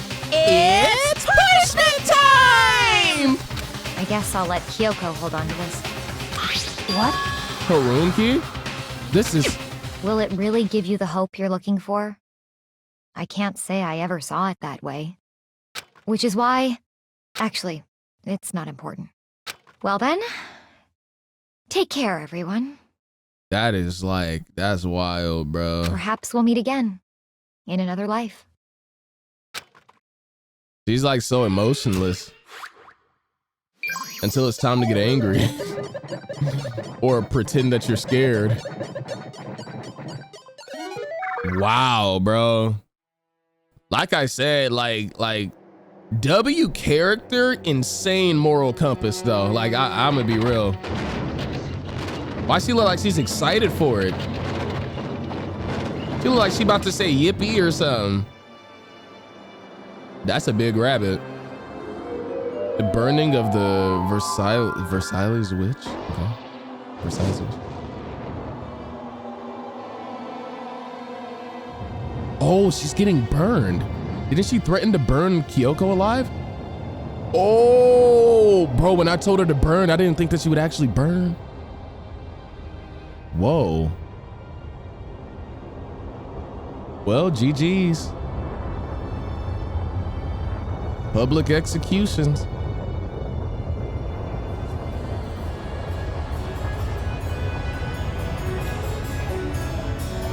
She just took it like a thug, bro. She isn't even screaming. She's sweating though. she is sweating. What? Oh, a firefighter. Are you just gonna crash into her?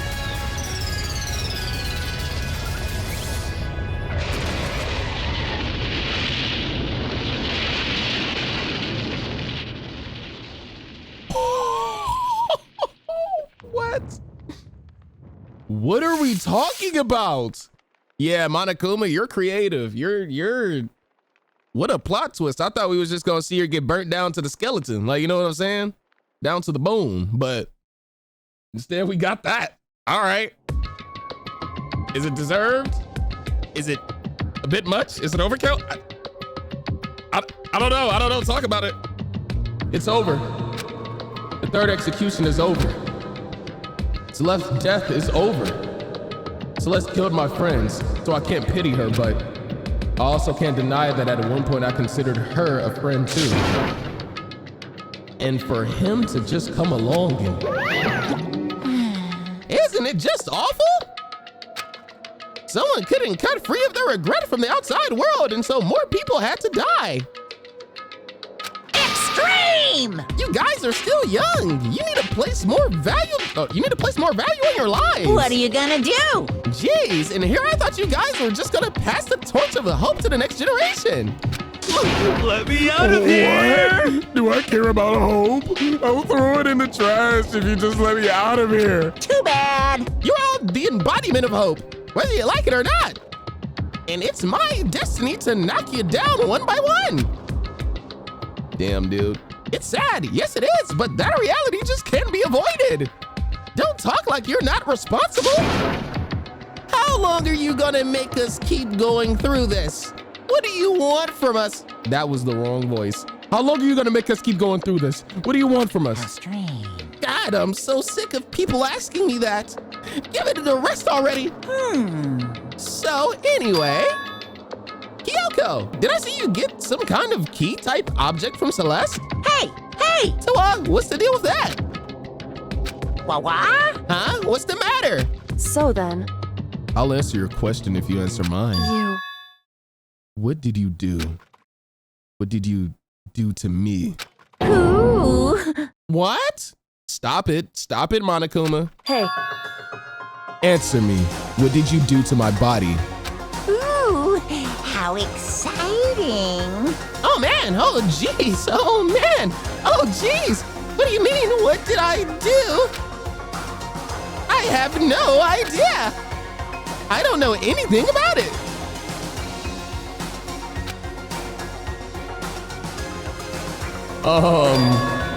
What was that just now? The mastermind did something to Kyoko's body?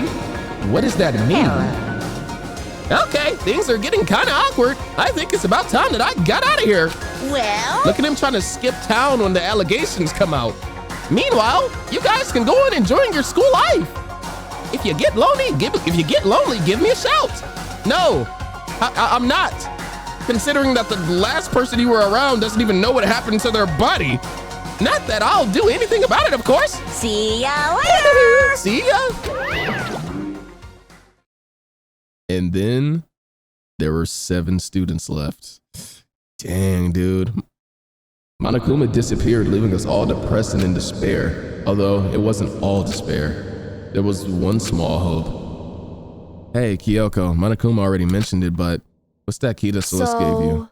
Most likely, it's the key to one of the dressing room lockers. Huh? What? Then that means Celeste probably hid it in there. Hey. I suppose sometimes it's easiest to miss what's right beneath your nose. Well then, we'd better go check. Indeed. Good idea. Oh wow. We left the courtroom and rushed to the dressing room. As we approached the dressing room, Kyoko looked back at us and said, I'm going to go in alone from here. Everyone else head to the dining hall. I'll check with you later. What? Why exactly are you going alone? So... Do you even have to ask? As she spoke, she glanced quickly at the surveillance camera. Come on. That's not what I meant. Why you? There's still the risk of a spy, you know. Then I'll go too. What? You? Please, let me go. Standing here arguing is just going to draw more attention to us. Do whatever you want. Thank you, Byakuya. Well then. Then it's up to you two now. Yo! I'm gonna go to the dining hall, okay? Huh? So Makoto and Kyoko are gonna go together? Does that mean what I think it means? No. Okay. Good luck, Makoto. Girls are like, girls like her are total pushovers when you show a little backbone. I tried to forget what Hina said. Everyone headed to the dining hall, leaving me and Kyoko there alone. Shall we go? Yeah. So then. We need to get into that locker. Kyoko took the keys Celeste had given her and unlocked the locker. And as the locker swung open, we saw... You really came. Good morning. It's been a little while, hasn't it? It's safe, thank goodness. I'd never heard Kyoko sound so relieved. It was like she was speaking from the bottom of her heart. I did just what Celeste asked. I didn't say a word. I stayed quiet the entire time. No. Oh, and I think I might be able to open the last set of files soon. Maybe as early as tomorrow. Ooh, the Monokuma files are dropping. I'm doing my best. So please wait just a while longer. So now we can officially say the case is closed. As far as this incident is concerned, sure, but can we take a second? Since we have this opportunity, I want you to be honest with me. Kyoko, please tell me, what are you trying to do all on your own here at the school? You. Is that why you wanted to come here with me? However. Regardless, that's not something you need to know right now. I don't need to know? That just makes me even more worried. What? Worried? Like what happened during the investigation this time. You disappeared and we didn't see you again. Without warning, without explanation. When you do that, Indeed. It's only natural that they think I'm the mastermind spy, right? And you too. No! I believe in you. What? You believe in me? Isn't it obvious? People believe in their friends, right? That's why I want you to tell me. And I want you to believe in me too. Because we're friends. I understand. It's true. Then maybe I can believe in you. Just a little bit more. Then That's fine. Fine, I'll tell you. I'll tell you why I've been disappearing and where I've been going. You see, what I heard from Kyoko then was, oh, frankly, it kind of blew my mind. Right after I told Kyoko I believe in her, she told me a story that was, well, almost unbelievable. I decided I had to confirm what she told me with my own two eyes, and I waited for the nighttime to come. And when it did, I went into action. Bro, I need to see. Correct. The boys' bathroom on the second floor doesn't have a surveillance camera monitoring it. And in the storage closet there, way in the back. She said it was way in the back of the boys' bathroom storage closet, but could Kyoko really be right about this? Well, let me see, bro. No, I'm like mad curious. Way in the back in the closet. It's just a normal closet as far as I can tell. The secret Kyoko told me about. Could it really be hidden in here?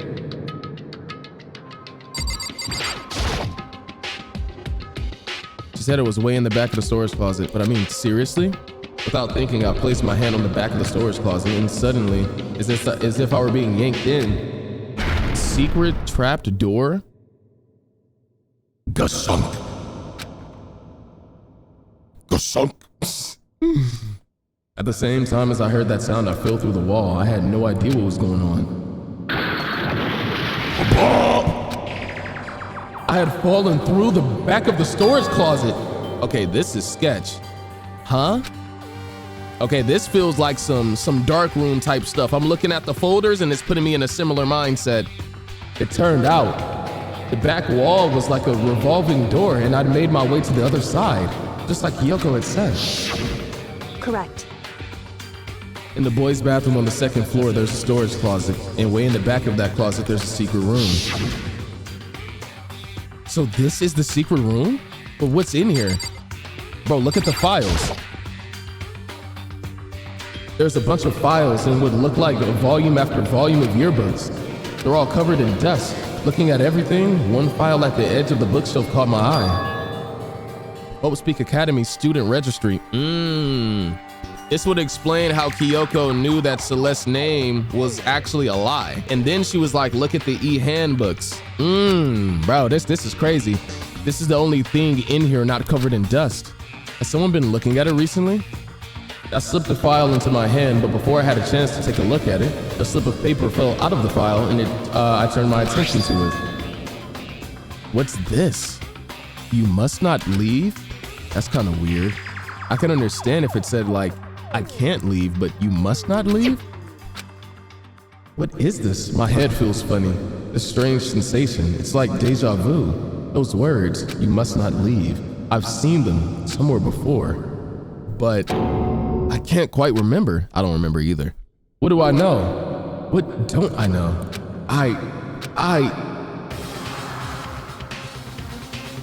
Oh! No freaking way. Somebody just popped out with a Rey Mysterio mask and did me in. A strange sound rang out through my head.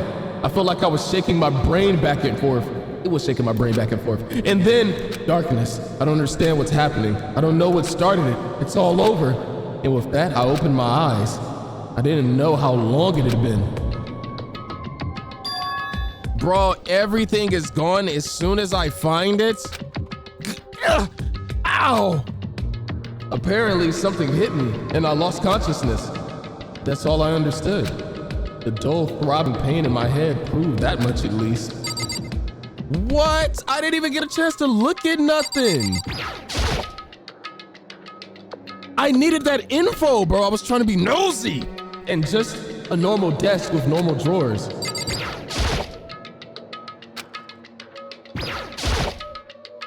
Okay, I keep misclicking that. Tissues? Oh no, it's a bookshelf. Empty bookshelf? Huh? Empty. What? Gone. It's all gone. The yearbooks, the student registry, and even the note that had fallen on the floor. It's all gone.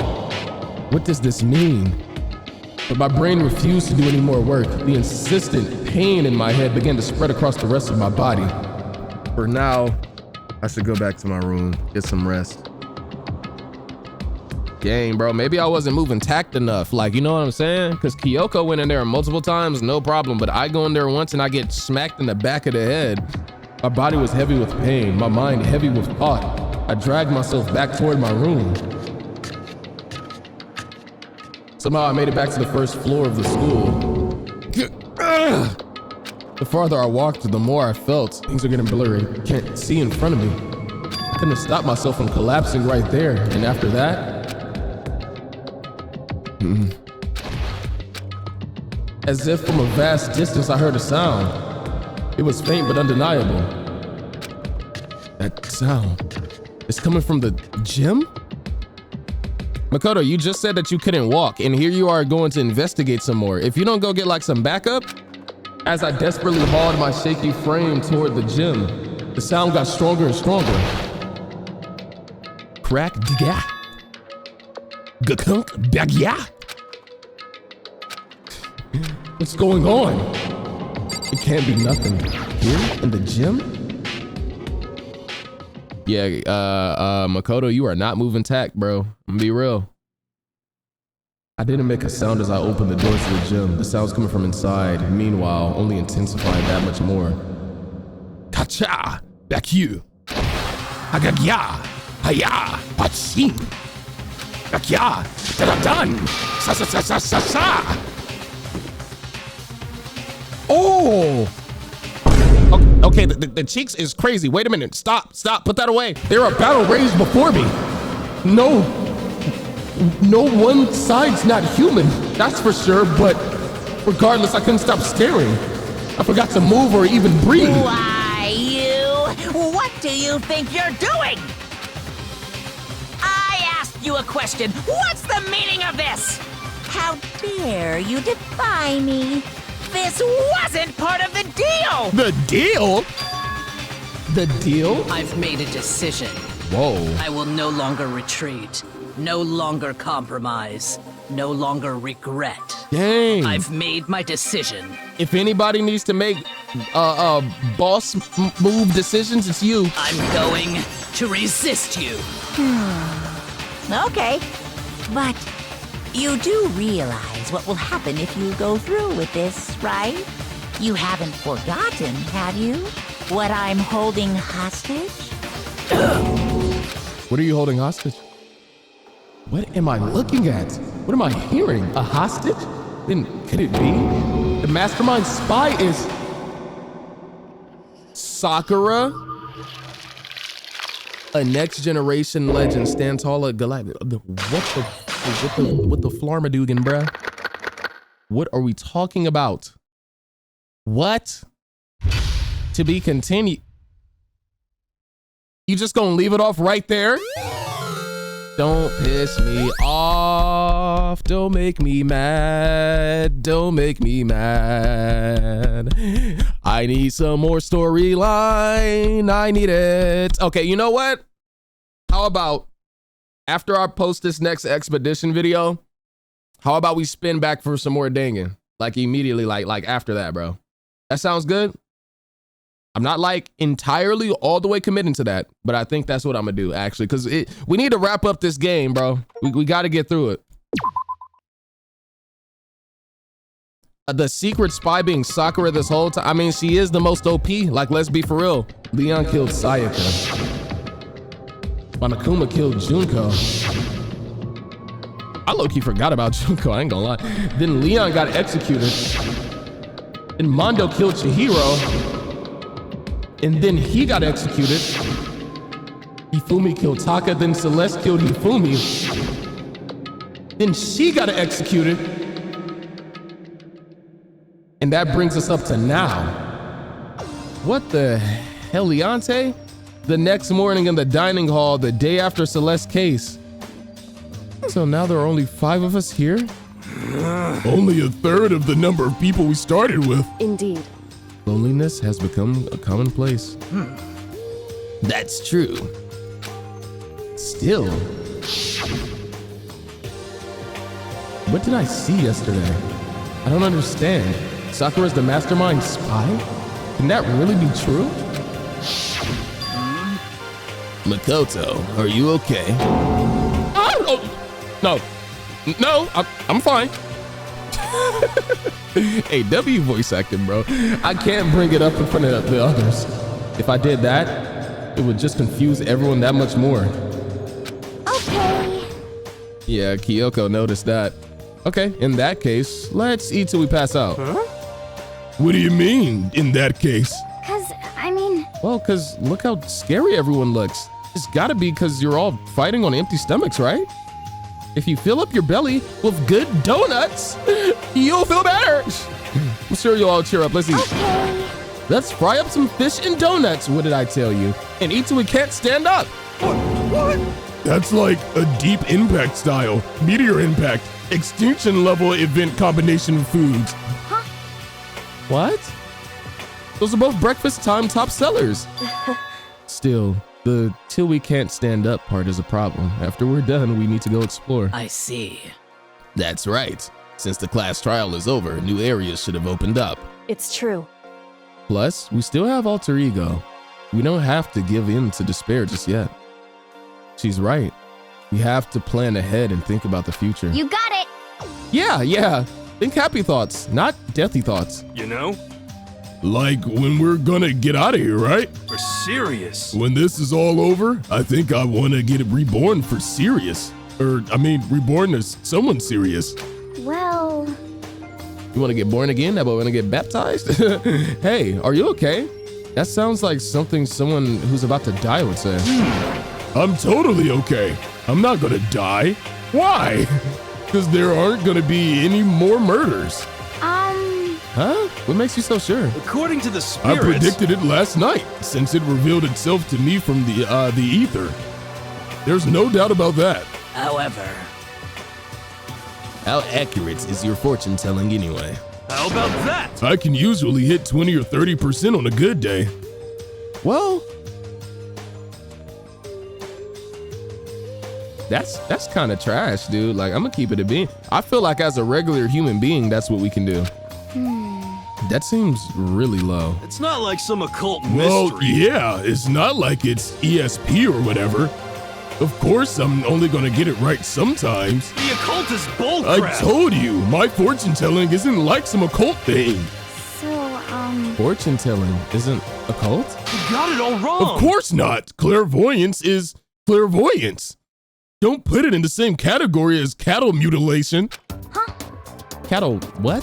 So... He's referring to the urban legend where aliens abduct cows and dissect them as a part of their research. Actually... No, you're calling it an urban legend? As a matter of fact, it's true. As a matter of fact, it's happened to me. What, you got probed? It all happened one day when I went to go get a hamburger.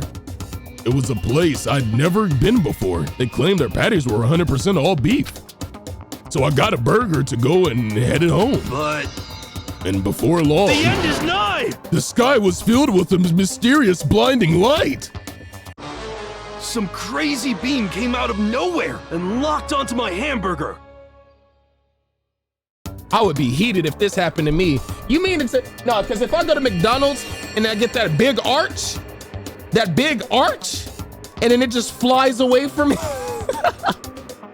Nah, I would literally actually be heated, bro. Imagine you just paid for some food in this economy and then it just floats away. And as soon as the beam touched it, the burger started floating in midair. Look, it's getting disassembled. All that lettuce on that burger, bro. And then, still floating there, the entire burger started coming apart. One part of it just vanished, while the rest fell back into my hand. Do you realize what that means? They left you with the bottom bun and that was it? It means the burger wasn't 100% beef. It must have had some pork or something mixed in. Something like 70% pork and 30% beef would be my guess. Okay. You can't trick me. So I stormed back into the burger place and got up in the manager's grill, and they totally admitted it. It wasn't 100% beef. They totally mixed in ground pork with it. How about that? Now do you see? That is cattle mutilation. I kind of got lost halfway through. I can't tell if you're for the occult or against it. You stink of stupidity. Don't be mean. I stink of... How dare you? Well, you do stink though. That's fine. With those sour ass dreads. I hope your prediction turns out to be true. Well, at the very least, I won't murder anyone. Yeah. Me either. I mean, I would never. Of course. Me either. Indeed. Nor I. That goes for me too, of course. I could never kill any of my friends. I felt like those words of encouragement were helping us come together as one. After so much sacrifice and hardship, we'd finally become united. But then there's Byakuya. To be honest, I wish Byakuya and Toko were here for this too. But they're so hard to deal with. They only think about themselves. Yeah, we're better off without him, I'll say. That was enough to prove we were united for the time being, but within that bond hid weakness and fragility. Damn it! Who are y'all? All-Star Apologies? Is that Chihiro and someone else? Wait, Hina. Wait a minute. Was Hina crying on the cover? No way y'all about to do Hina dirty. No way. We began our search as soon as we'd finished our breakfast in the dining hall. We had to find out what opened up, what was waiting for us. W episode, y'all. But with that being said, let me know y'all's thoughts. This one was very interesting, and I hope that you all enjoyed. And if you're new here, feel free to subscribe, like the video if you enjoyed. I'm actually seriously this time gonna get Danganronpa out quicker than I did before. I'll make sure of it. And yeah, man, we're getting the momentum going on the channel again. I was just busy with like a lot of stuff. Y'all know how it gets. I already explained some of it, the SMP server, the life, all that other stuff. And then before that, I kind of needed a little bit of a break. Y'all already know what's up. But I'm feeling motivated. I'm feeling like getting that grind in, and you know, I'm having like a great time. So with that being said, I appreciate you for watching.